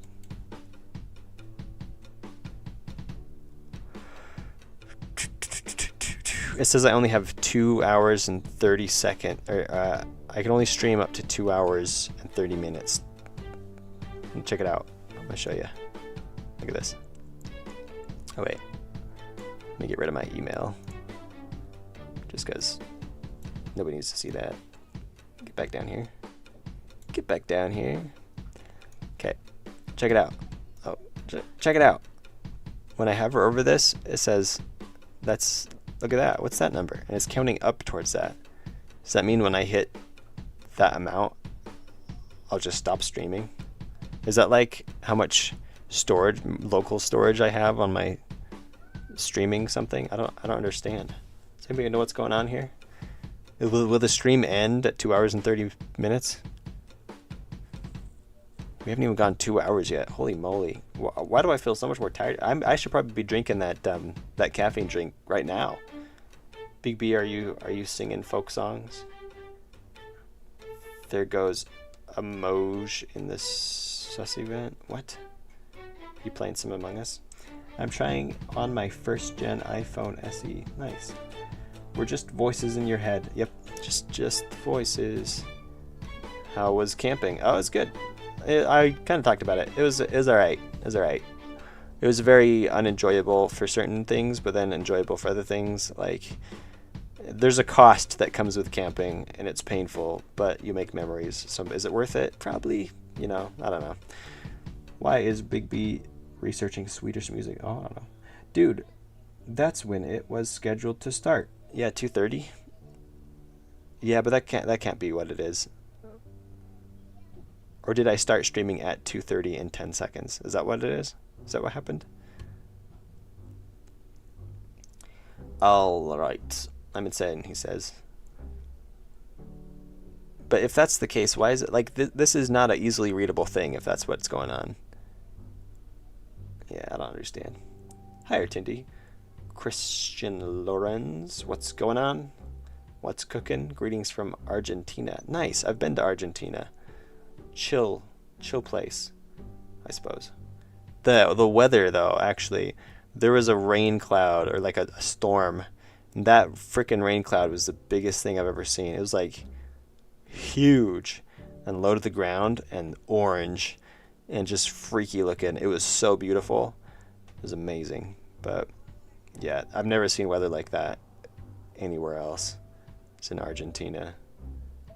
Buenos Aires. So, Buenos Aires. Greetings from Argentina. Vet Duvad. No, I'm not gonna read it. It's another language. Come on, bro. Speak English, or I'm gonna kick you. Let's see. I could do it right here. I could do it. Put user in time. I could do it. Don't make me. Let's see. Channel. I go to channel. Pin message. Report. Remove. Hide user on this channel. Add as moderator. What? Report. I could just report you. Anyway. Whoa. Everybody chatted all at once. I have this solo indie project. Most the core stuff. Zachary Reeves, though. You haven't chatted before? Hey, what's going on, Zachary? Welcome to the stream. I have the solo indie project. Most of the core stuff is in there, but the stuff I gotta do now is make it expandable and polish it, which I have never done before, so I put the project down temporarily. All right. What's your like? Are you gonna come back to it? Like, is it just because it's like, oh, I've never done that before, so I'm gonna set it aside for just a little bit? I mean, that's fair as long as you are coming back to it, but I wouldn't be scared of that because it's just busy work more than anything. It's actually harder. That's the hardest part, is actually making it look good and polishing it and getting it done, because there's less challenge. The challenge graph. I wonder if I can draw it. I've been playing a little bit of Factorio. The challenge graph of let's do black. It's easier on the eyes. The challenge graph looks like this. It's like uber challenging at the start because you're trying to make the game. Actually, it kind of builds up because you have the idea and you're like, oh, I can do that, and you start to execute it, but then you realize, oh, that's a little bit more difficult than I thought, and so it gets more difficult. And then you reach a peak of difficulty as you overcome the game design and coding and building the structure of the game. And then it kind of goes down after that and plateaus, and then it stays like this. And then it gets hard again, I guess, when you mark it. But with the actual making of the game, I imagine looks like this. Starts out like, I can do this, and then it gets hard quickly as you start to develop it, and then you have to overcome the biggest challenges in the game design, and then once you have that complete, it turns into just polish and level design and just adding stuff to the game, making it look good, making it function, ironing out bugs, which is mostly just boring, tedious, busy work. And so I think many people quit somewhere here or here because they just can't take it, and they'll start a new project because they enjoy overcoming the challenge of the initial game development. So that's my theory anyway. I don't know if it's sound and reasonable or sound in any way whatsoever, but that's what I got. I cast you can't say words with an it. Try saying your name now. Oh no. With a what? With I in it. Oh, okay, I see. Yeah, I guess I can't because it does have eyes in it. Too windy. I'm sorry. Wait, what's too windy? I'm in Buenos Aires, and today starts the cold season. Oh yeah, because it's inverted. That sucks. Yeah, it's gonna be cold. That sucks. Yeah, it's summer here. It's getting nice and warm now. Neo, please don't remove me. Big D is going to kill me. Big B is going to kill me. I cast magic missile on Big B. Is the B cool guy? So I know how to tease you. Yo, what up? It's been kinda inspiring to watch this. Yeah, I am pro artist, so that part's the familiar thing for me. Yeah. Wait, that's for the for the game part. Yeah, cool. Why are you fighting, Mr. Scaredy Cat?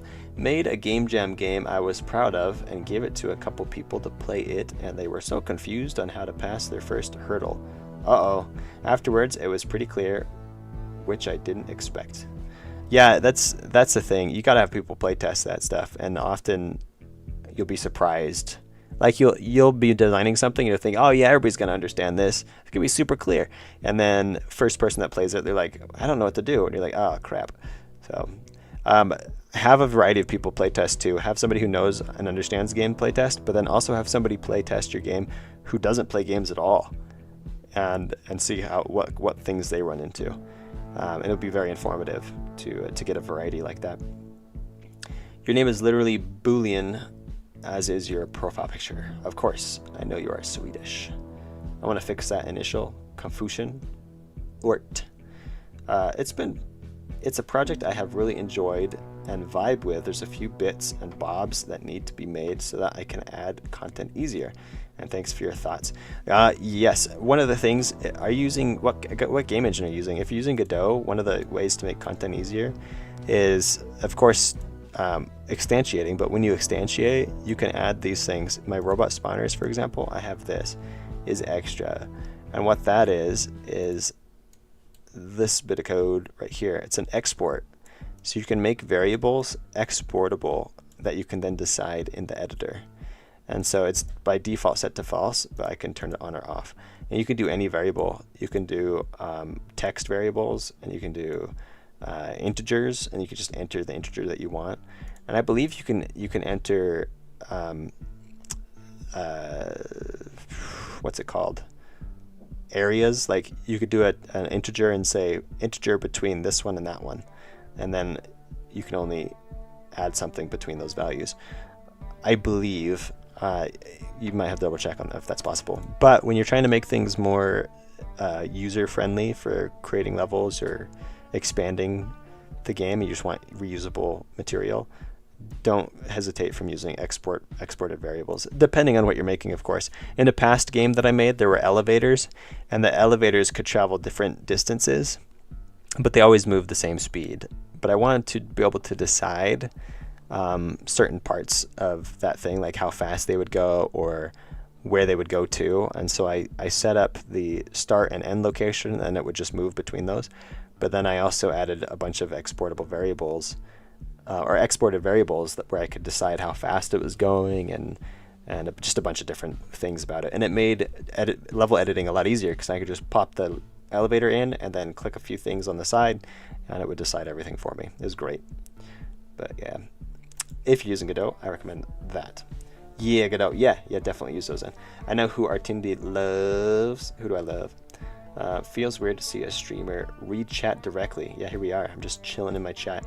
I used to have it set up so that you could see the chat on my screen, like it just overlay on top of the screen. But I don't have that. Like here, I had it set up, and then YouTube updated and screwed it up, and I couldn't get it fixed. And so I was like, well, I'm just gonna have to wait till I do it again. But then I stopped streaming for a while, and I haven't set it up again. But ideally, there would be another display, and I would pop chat out, which I think I can do right here. Pop out chat. Yeah, you pop chat out, and then you copy this, and you put it into close it, and it'll pop back in here. And then it would put it into OBS for me. Or no, and then I'd copy that into OBS, and it would display it on the front. But yeah, I don't have that. The good thing is I'm pretty sure how to fix that initial part. I'm pretty hyped because it's pretty simple to fix, but would go a long, long way. Nice. Yeah, just yeah, if you get that fact, and that's the great thing about feedback from people, is you can figure out where you need to focus your efforts first. Although not all feedback is golden. Sometimes people will be like, I think you should do this with your game, and they have no idea what they're talking about. It's like, okay, go away. Another thing, if you're playtesting, one of the things you want to do is don't watch someone play your game. Watch them, but don't give them answers. Let them figure it out themselves. I've playtested with a lot of people. I've streamed my camera while I'm playing someone else's game. And they'll be like, and I'm just thinking out loud, Bobby's like, how do I do this thing? And they're like, oh, you got to press Y. It's like, okay, you just told me, and now you're not going to know what's holding me back. Like, you got to let them suffer so that you can learn why they're struggling and what you need to change. So don't give them answers if you're watching them live. Let them work through it. It's much more educational for you to watch them work through it. Eventually, if they really just can't get past it because your game design is bad at the moment, then give them answer. But don't do that right away. Let them cook for a bit. That's cool. I'll look into that. Yeah. Yeah, the export variables. Yeah, definitely. I don't mean to brag, but while you were learning game development, I was collecting doodads, thingies, and thingamabobs. Nice. We got a real live Little Mermaid going on here. Wait, between a boy and a guy, who is the girl? I don't know. As far as I know, you have to do it every time. That's what I do, but it's annoying. Do what every time? Do you recommend to put a demo on itch before making a page on Steam, or is it good to have both? It's good to have both. I don't know if you have to do one before the other, because you could put demos on Steam as well, but I would be careful what games you put on Steam, because if the game is a type of game that you could just play on Steam for free, why would somebody pay money to play that on Steam, right? So unless you plan to spend $100 to put your game for free on Steam, I wouldn't do that. If your game is smaller and not worth Steam, don't put it on Steam, just put it on itch. I know Steam's the bigger market, but I don't know. You're just going to be throwing your game to the wind by putting on Steam if it's not Steam worthy. So that's my 2 cents. I don't mean to. Oh, I had read that, but it's annoying. Hey, look, we're flying. Is Sock's friend Ariel? I think so, because they're getting thingamabobs. Grunker. I don't know what that is. Swedish version of Sock's doodad message. Really, it's that short. Is this doodads, thingies, and thingamabobs? Big B, you're no unaliving. I was talking about the chat when I say I have to do it every time. Sorry to not mention it. Oh no, you're good. I did go back and read your other message, which I kind of missed. So yeah, sorry. Sorry if I do miss messages. I try to read them all. And if I do miss something and you feel like it's important, just put it in again. It's not going to bother anybody. And hopefully I'll see it that time. Or you can even ping me. I don't have a problem with people pinging me, because there's only 16 people in chat. So, and I can just decide to not read it anyway. So what do I care? Have y'all been Artindying today?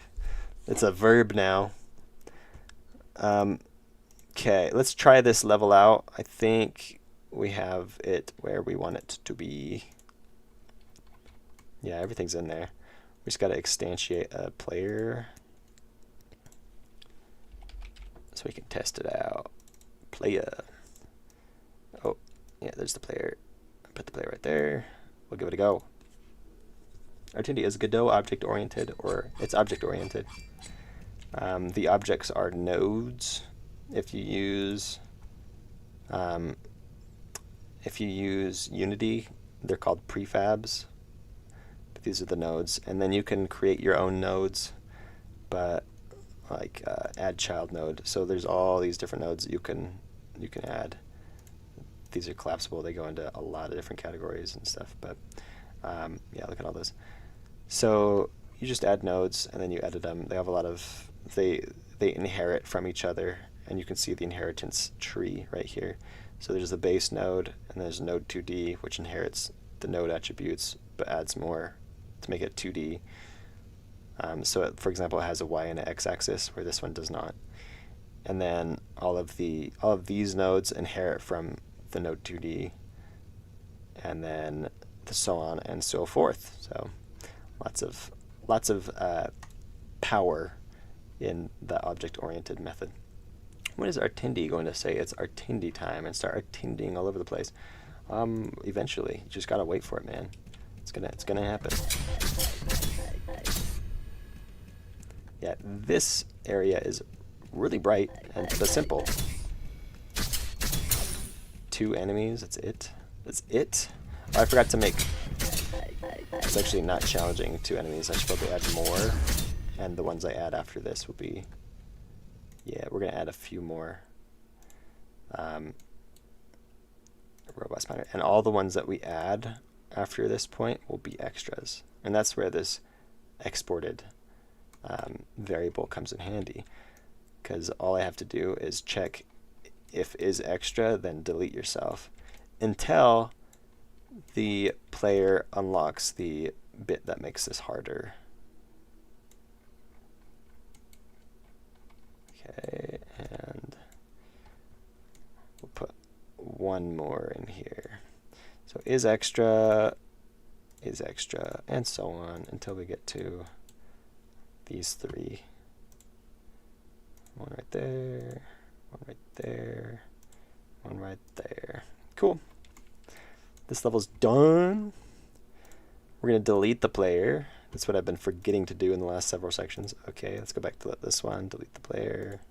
It'll mess up things later on. I got to open those up. Section 20, I think it's 22 and on. We only made 4 sections today. I thought we made way more than that. So much effort. Delete. Okay, so now it's good.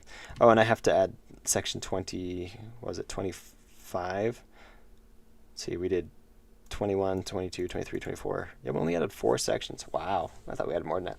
Artindi was the friends we made along the way. Yeah, it is. What about pizza? What about pizza? I do like pizza. Your voice is different than when you do the how to fail at indie development videos that I started watching recently. It is different. When I'm more relaxed, I'm definitely speaking differently. When I'm reading that, I'm reading a script. So when I'm doing that, I'm usually sitting up. Right there, I was kind of slouching a lot. So here I'm sitting up now. And then also I project my voice more when I'm doing a how to fail video. I'll be like, let me see if I can do it. What do I say at the beginning of that? I say, the best way to fail at indie game development is to never try, but if you never try, you'll never fail. So that's me just talking a my normal cadence, or I guess my streaming cadence. When I'm just talking to friends, I probably talk differently too, but that's something that I can't really control. But when I'm projecting my voice and I'm trying to do it for a video, then I change my voice considerably, and it's more like, the best way to fail at indie game development is to never try, but if you never try, you'll never fail. So let's figure out, I can't remember what I say, but it's a lot more voice actory, you know? So, yeah.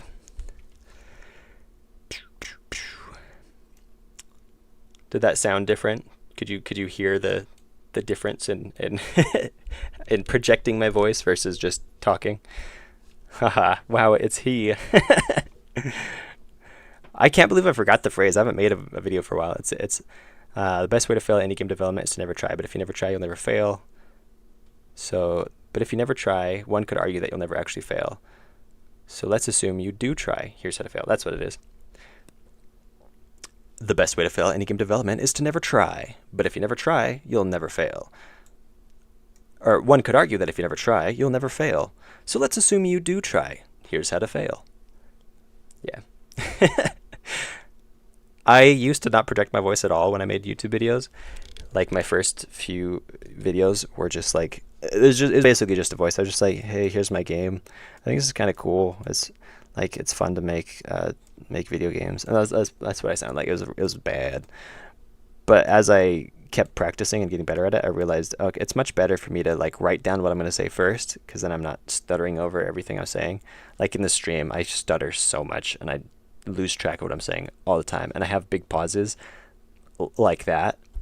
And then when I write it down and have the time to edit the voice after and everything, then I can just take the time to read through it, say it once without recording it sometimes, and then I'll turn on record and try to project. And usually I'll do the same line over and over again, like 3 or 4 times before I decide to keep it for a video. So it takes some work. I am bad at putting on a voice for videos. Maybe I get bored. I am a good singer. It's just experience. There's a lot of YouTubers that I've watched, and they also get better over time. There's one in particular. He's a Minecraft YouTuber, and he showed a example of his voice changing over time. He showed his first video, and then a few videos as time went on, and then the current video which he was showing that in, and you could see a major difference in how well he could project his voice and how he portrayed himself over time. It's just something that comes with practice and experience. It's nothing that is like, some people obviously are going to have talent in that, but I think everybody over time can learn to do that. So sing, Mr. Artindi. I'm going to pass on singing. You'll hear me sing every once in a while just because it comes up in streaming, but cancel. But yeah, I'm not going to sing on demand. That's not my thing. It's got to be a much more spontaneous thing, at least for streams. Maybe I'll sing one day. Like, I wrote a song recently, and it'd be cool to like record it, put on YouTube, just because I think people might enjoy the song. But yeah, we're not going to sing on stream. Where did the name Artindi come from? Artindi is my first and middle name smushed together. So the first halves of my first and middle names put into one. It does not come from art indie or indie art, which everybody thinks that's what it comes from because I talk about indie games.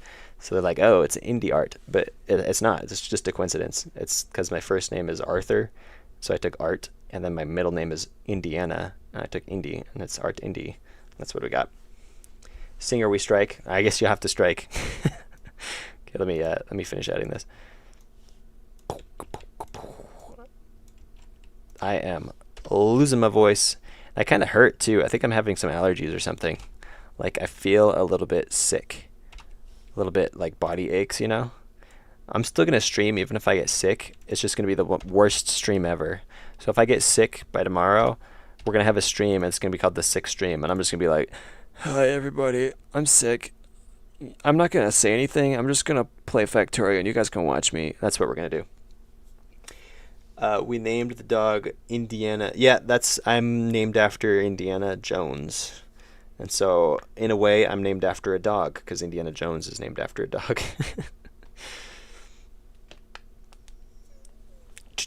Then you sing. Is your last name Jones? It's not. I'm not going to share my last name. I like myself to not be easily searchable or findable. So we'll leave it first to middle. That's all. But you can just call me Artindi, because that's what I am. That's who I is. But yeah, Artindi YouTube is his. Yeah, that's my full name. My last name is YouTube. I tried suing YouTube from taking my last name. It didn't go so well. Have you tried Hollow Knight? I have never tried Hollow Knight. I don't know. Hollow Knight's that Metroidvania, isn't it? Hollow Knight. Oh, go back. Yeah, it's on my wish list. Hollow Knight, famous Metroidvania. Yeah, I've never played it. And everybody's mad because they haven't made the sequel yet. What's it called? There's like some add-on that they're going to make. I can't remember what it's called, but everybody's like, when's it going to be done? They've never finished it.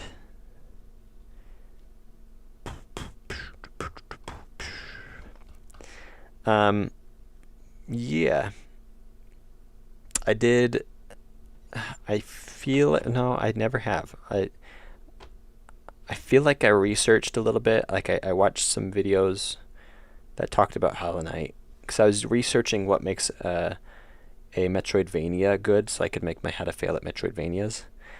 And in much of my research, people kept mentioning the things that Hollow Knight did right. And it has an overwhelming positive, so it must have done Metroidvanias right. So as far as Metroidvanias goes, I'm sure it's a great game. But yeah, my conclusion after studying Metroidvanias is Metroidvanias are a version of an open world game. It's a type of open world game. And what I concluded is the best kind of open world games are Metroidvania in mechanics, like in progress. Map progression is Metroidvania-like for the best open world games. If you want a good open world game, it needs to be Metroidvania-like. It doesn't have to be a Metroidvania necessarily, but it should be Metroidvania-like, where in-world items or abilities get you to new areas rather than arbitrary things blocking new areas. That's one of the things I hate about many open world games is it's like, oh, you can't enter this area until you're level 45 and you're only level 23 right now. It's like, oh, okay, so I just got to go keep playing the game, doing other things. I think that's stupid. What it should be is like, oh, you can't enter this area because you don't have the sword of Galatron. And then now you're like, oh, what's this sword Galatron that I hear of? I must go find this. And it's way more compelling than an arbitrary level. So in that sense, every open world game should be, to some degree, Metroidvania-like for quality. I think that's just the best kind. Want to hear a joke, Artindi? I like jokes as long as it's appropriate.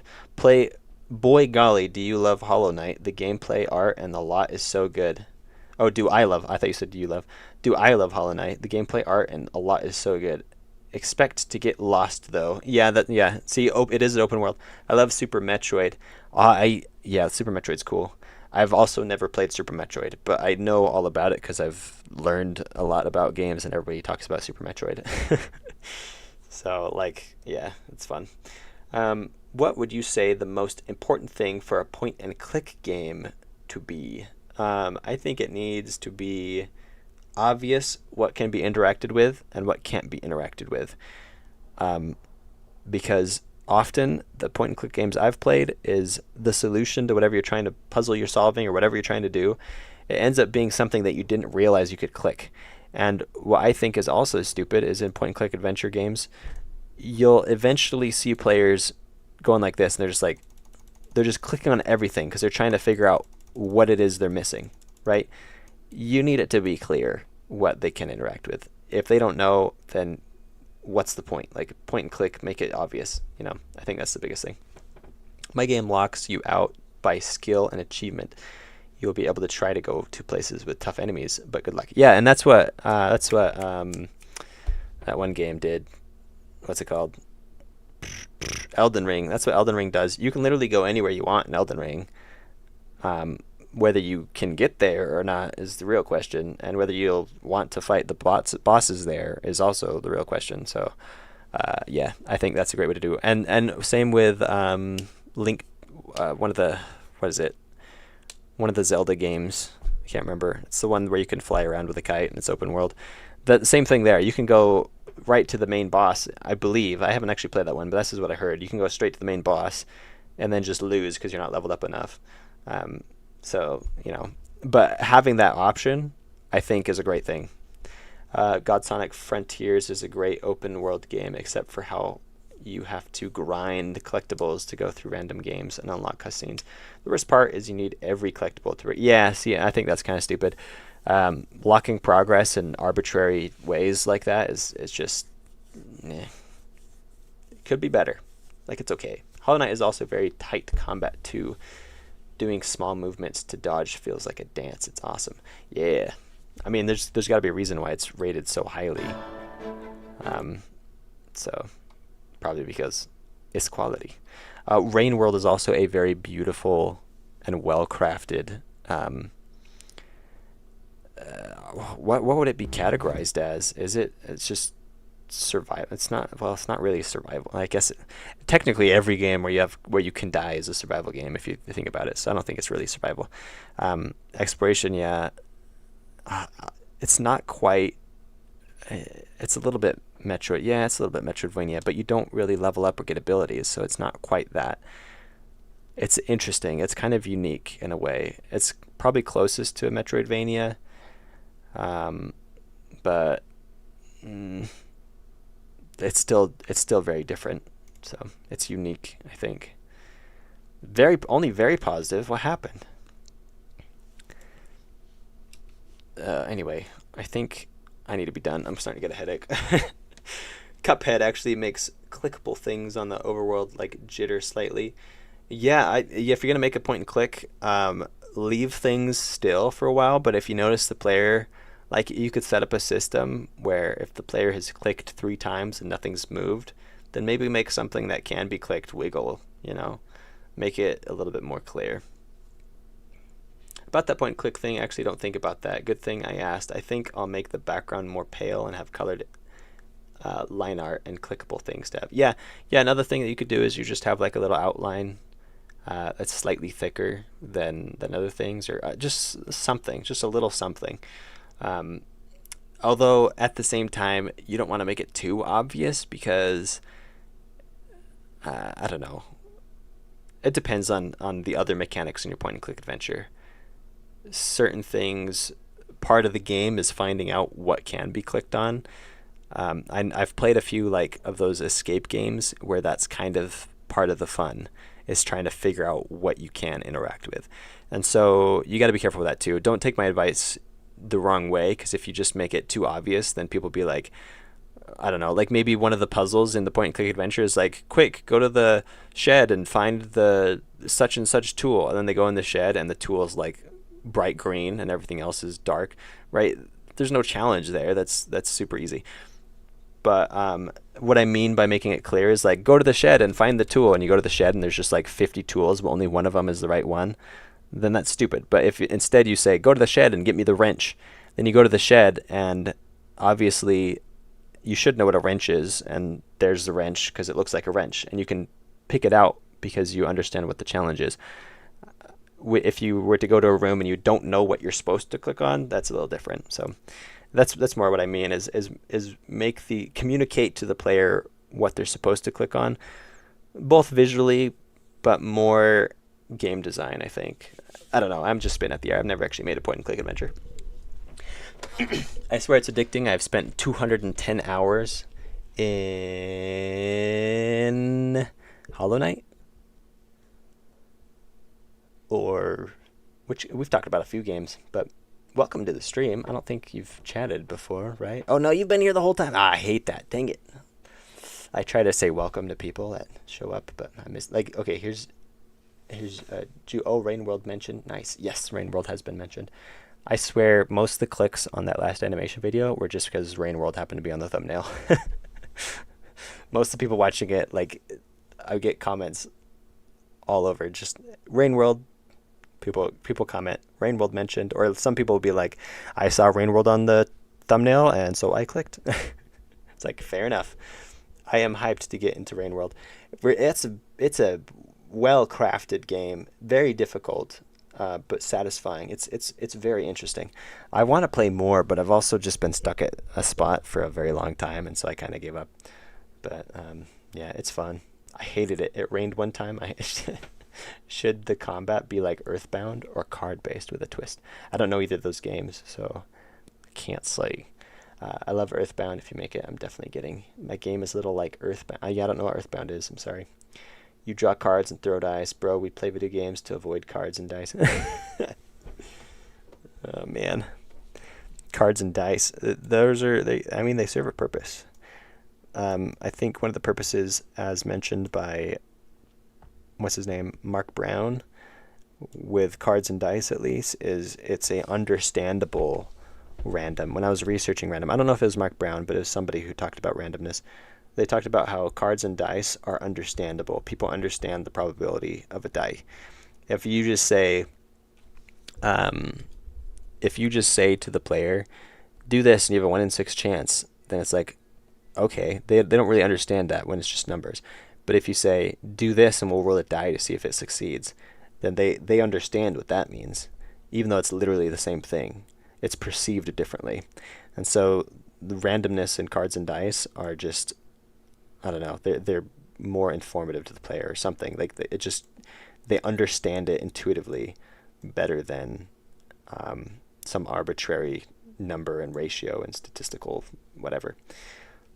The phrase you said, anything can be survival if you die, for Rain World, I swear you said the same sentence in How to Fail at Among Yeah, yeah, that's what I pointed out. Technically, any game that you can die in is a survival game.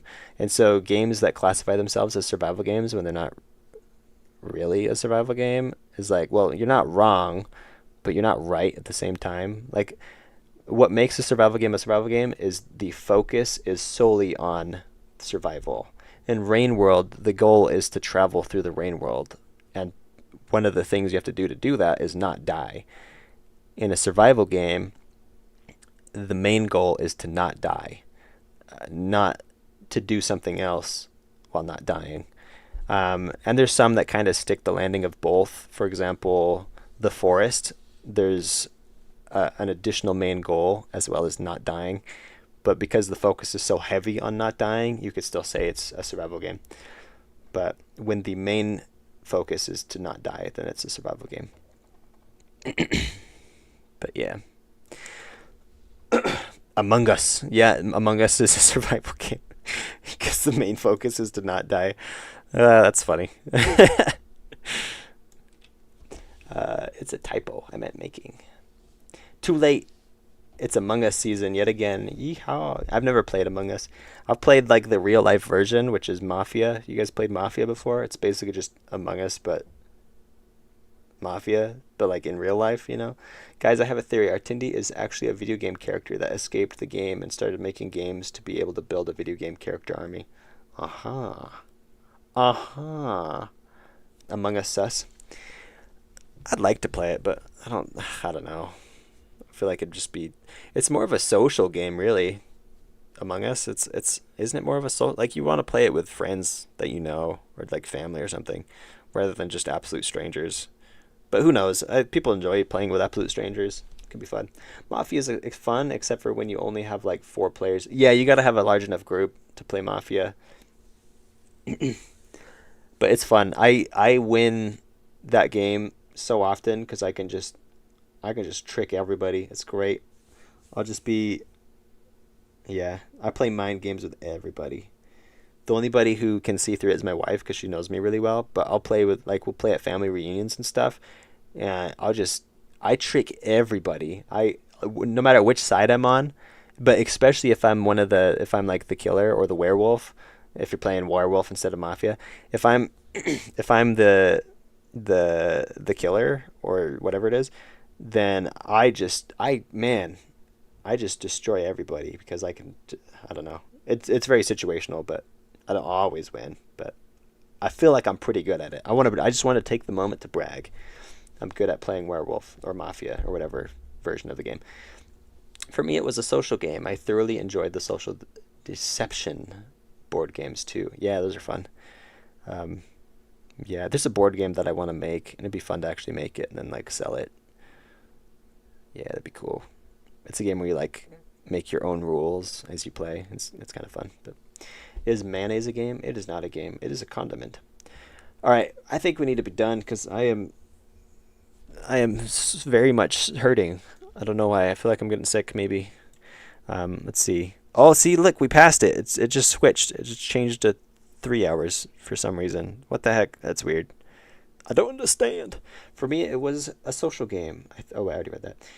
I read that too. What about horseradish? No, that's not a game either. But it's a radish and a horse. You just didn't put the space in there. Make your own rules. Isn't that every board game? No, because most board games they come with rules. The purpose of the game that I'm thinking of is there is a goal. You're just trying to get your pieces from one side of the board to the other. But each turn you take, you add a new rule. For example, you could say, if you land on green, then you have to do such and such thing. Or if you land on the same space as another player, then the other player has to go back 3 spaces. Like, you can just make up whatever you want. And for every turn, you add a new rule. And then if you fail to fulfill a rule, then you get some kind of punishment or something. And so it's more of a party game, more of just a chill, casual game. It's not a thing you'd play competitively because it just wouldn't work. But I think it could be fun. Like, there are so many different weird, like, McDonald's toy video games, do they count? McDonald's toy video games. Oh, like those mini silly games. Yeah, those would be games as long as there's. I'm dying. Take care, man. I have relaunched Godot. I shall get back to it. Good luck, bro. You got this. Do you like Monopoly? I've played it. I don't know if I like it. It's a game. I think one thing I learned is everybody plays it wrong because everybody adds house rules. If you actually play Monopoly the way it's supposed to be played and follow the rules, everybody mocks it for being a really long game. But if you actually follow the rules, the game takes like an hour. So, or an hour and a half. It's not that long of a game if you're actually playing it the way you're supposed to. But everybody adds all these extra house rules and makes it take forever. Like there are so many different. Oh, I read that. Is Artindi a video game? I'm not, because I'm neither a video or a game. Except for when I'm in a video. Then you could say I'm a video, but that's a little weird. The Be Cool Guy, since I just figured out what your name means. It's like, hey, be cool, guy. Since when I am called Mathmane? What? Not Madamini. How do you pronounce your name, actually? Not Madamini. Madamini? Not Madamini. Madamini. Madamini? I'm getting close. Even though I'm not that much of a coder, my team has been sharing things about Godot. And I'm just like, what? That's so cool. Godot can do that. And they keep saying, you didn't know that? Rude. No, I learned new things about Godot even, and I've been using it for a long time. I'm not even that much of an expert, but yeah, there's people who probably like really, really know Godot, and I bet you they're still learning stuff. So just say no. Since I started spelling it, we are in a video game. It's yeah. This is the most relaxed chaos. Do you play chess? No, not. Yes, but not in the way that you think. Most people who play chess, quote unquote, they like play it a lot. I could play chess, and I'm okay at chess. I'm not. It's all on a scale. I'm better at chess than your average person, but when compared to a chess player, I'm below average. So I can be, like, if you were to randomly select someone in the United States for me to play chess against, I would statistically probably beat them. But get out here. But if you were to randomly select people who play chess, I'd probably lose. So that's where we're at. Is Artindi proud of us? Today I am. Proud of y'all. Even the Be Cool Guy. What's his name isn't here for me to not be proud of. Unless he's lurking. I know how to move the pieces in chess, and I guess I could conjure up some strategies, but I also don't play chess. Yeah. So I'd probably beat Owlman for sure. Dang, Artindi is like 12 elo. Yeah, I don't even know what that means. I'm not that serious of a chess player. I don't know how the ranking works. I know that that's like on the lower end, because aren't the pro players like 6,000 elo or like 8,000 elo or something like that? Unless you're trying to say that this is a pro player. I don't know what the scale is. I know I'm on the low end, so as far as chess players goes, but as far as average people in the world, yeah, I'd probably beat them. Oh yeah, you would beat me. I haven't played in a good amount of time. Yeah, I haven't played either, but I still like know it. I just haven't practiced for a while. But I don't think I've really necessarily lost any skill. I just haven't gotten better like other people do who play chess all the time. Magnus Carlsen is the 2800s. Okay, so and he's like a really famous chess player. If this is like pro player, then I'm probably at like 700 maybe. 800. I don't know. I have no way to really. I used to have a chess app and I'd play chess, but I was bad because the chess app was just playing. I was just playing against AI, and I would just play against like rank whatever. I can't remember. It's some level of the AI that they had in that particular game. Oh, is this intermediate? Okay, then I'm probably somewhere in that range. I don't know. Maybe 12,000 is accurate. but it's nothing good. Like whatever I am, I played somebody on chess on my Discord, and I was like, okay, I guess I'll play chess. And I'd like to say I gave him a hard time, but he definitely was winning like the whole time. Bro, Magnus Carlsen is the best player, so you kind of underestimate him. I could be. I don't know. I don't understand the ranking system. I've never been ranked, so I don't know. But what was I saying? I can't remember what I was saying. Oh, I used to have a chess app, and I play it with frequency. Like whenever I was just bored or sitting around or waiting for something, then I'd play chess. But I was using it to like get better at chess, and so when I would make a mistake, which you shouldn't do, but when I would make a mistake in the app, I could just hit the back button and then try a different move. And I was doing, at least this is what I was telling myself, but I was learning things. I was like, okay, well, that's a bad move. Let me see if I can find something better. And so I'd take a little bit more time to look through my possible moves. But maybe it wasn't actually helping me get better because I could just take back my mistakes. But every once in a while, I'd just let them play through and see how it would go. But yeah, I don't know. I feel like it was a decent way to pass time. Bots play differently than people do. They do. Yeah, it's true. I've beaten Nielsen Bot, who is 13, a fair few times. I'd say I play like 700-800 on a good day. Hard to say. Yeah. And bots can be cheesed, so depends on the bot, I suppose. I don't think I was playing particularly difficult bots, so I might be around your rank if that's where you think you are. But I have no idea. I don't know how to rank myself because I don't know where the ranks are. So what does Elon mean? He's a famous person, richest guy in the world, very hated and loved by many people, but we're not here to talk about Elon. Look up the ELO system. Are we talking about Elon or ELO? Look up the Elon system. Yeah, or the ELO system, not the Elon's. Has anyone tried to make an Undertale fan game and failed at making the bullet box collision? If yes, then I got the solution after like 5 days worth of thinking. Good, nice job. You might be the only one trying to do that though. Like, I bet you there's somebody out there, but good on you for solving the problem. Elon wants to travel home to the Elon system. You mean the Elon system? I have no idea. It's the ELO system, right? Did you mistype and put an N on the end? Anyway, we need to be done. I'm feeling like I need to stop streaming. Now the project won't open entirely and I have to restart. That's not good. All right, I'm gonna move this out of the way, and let's check off the things. Let's make that 6. There we go. Get some work done. And enter. There we go. Got some stuff done. We could probably do another 6 in just one more stream, probably, or I could just hammer through it off camera. I don't know.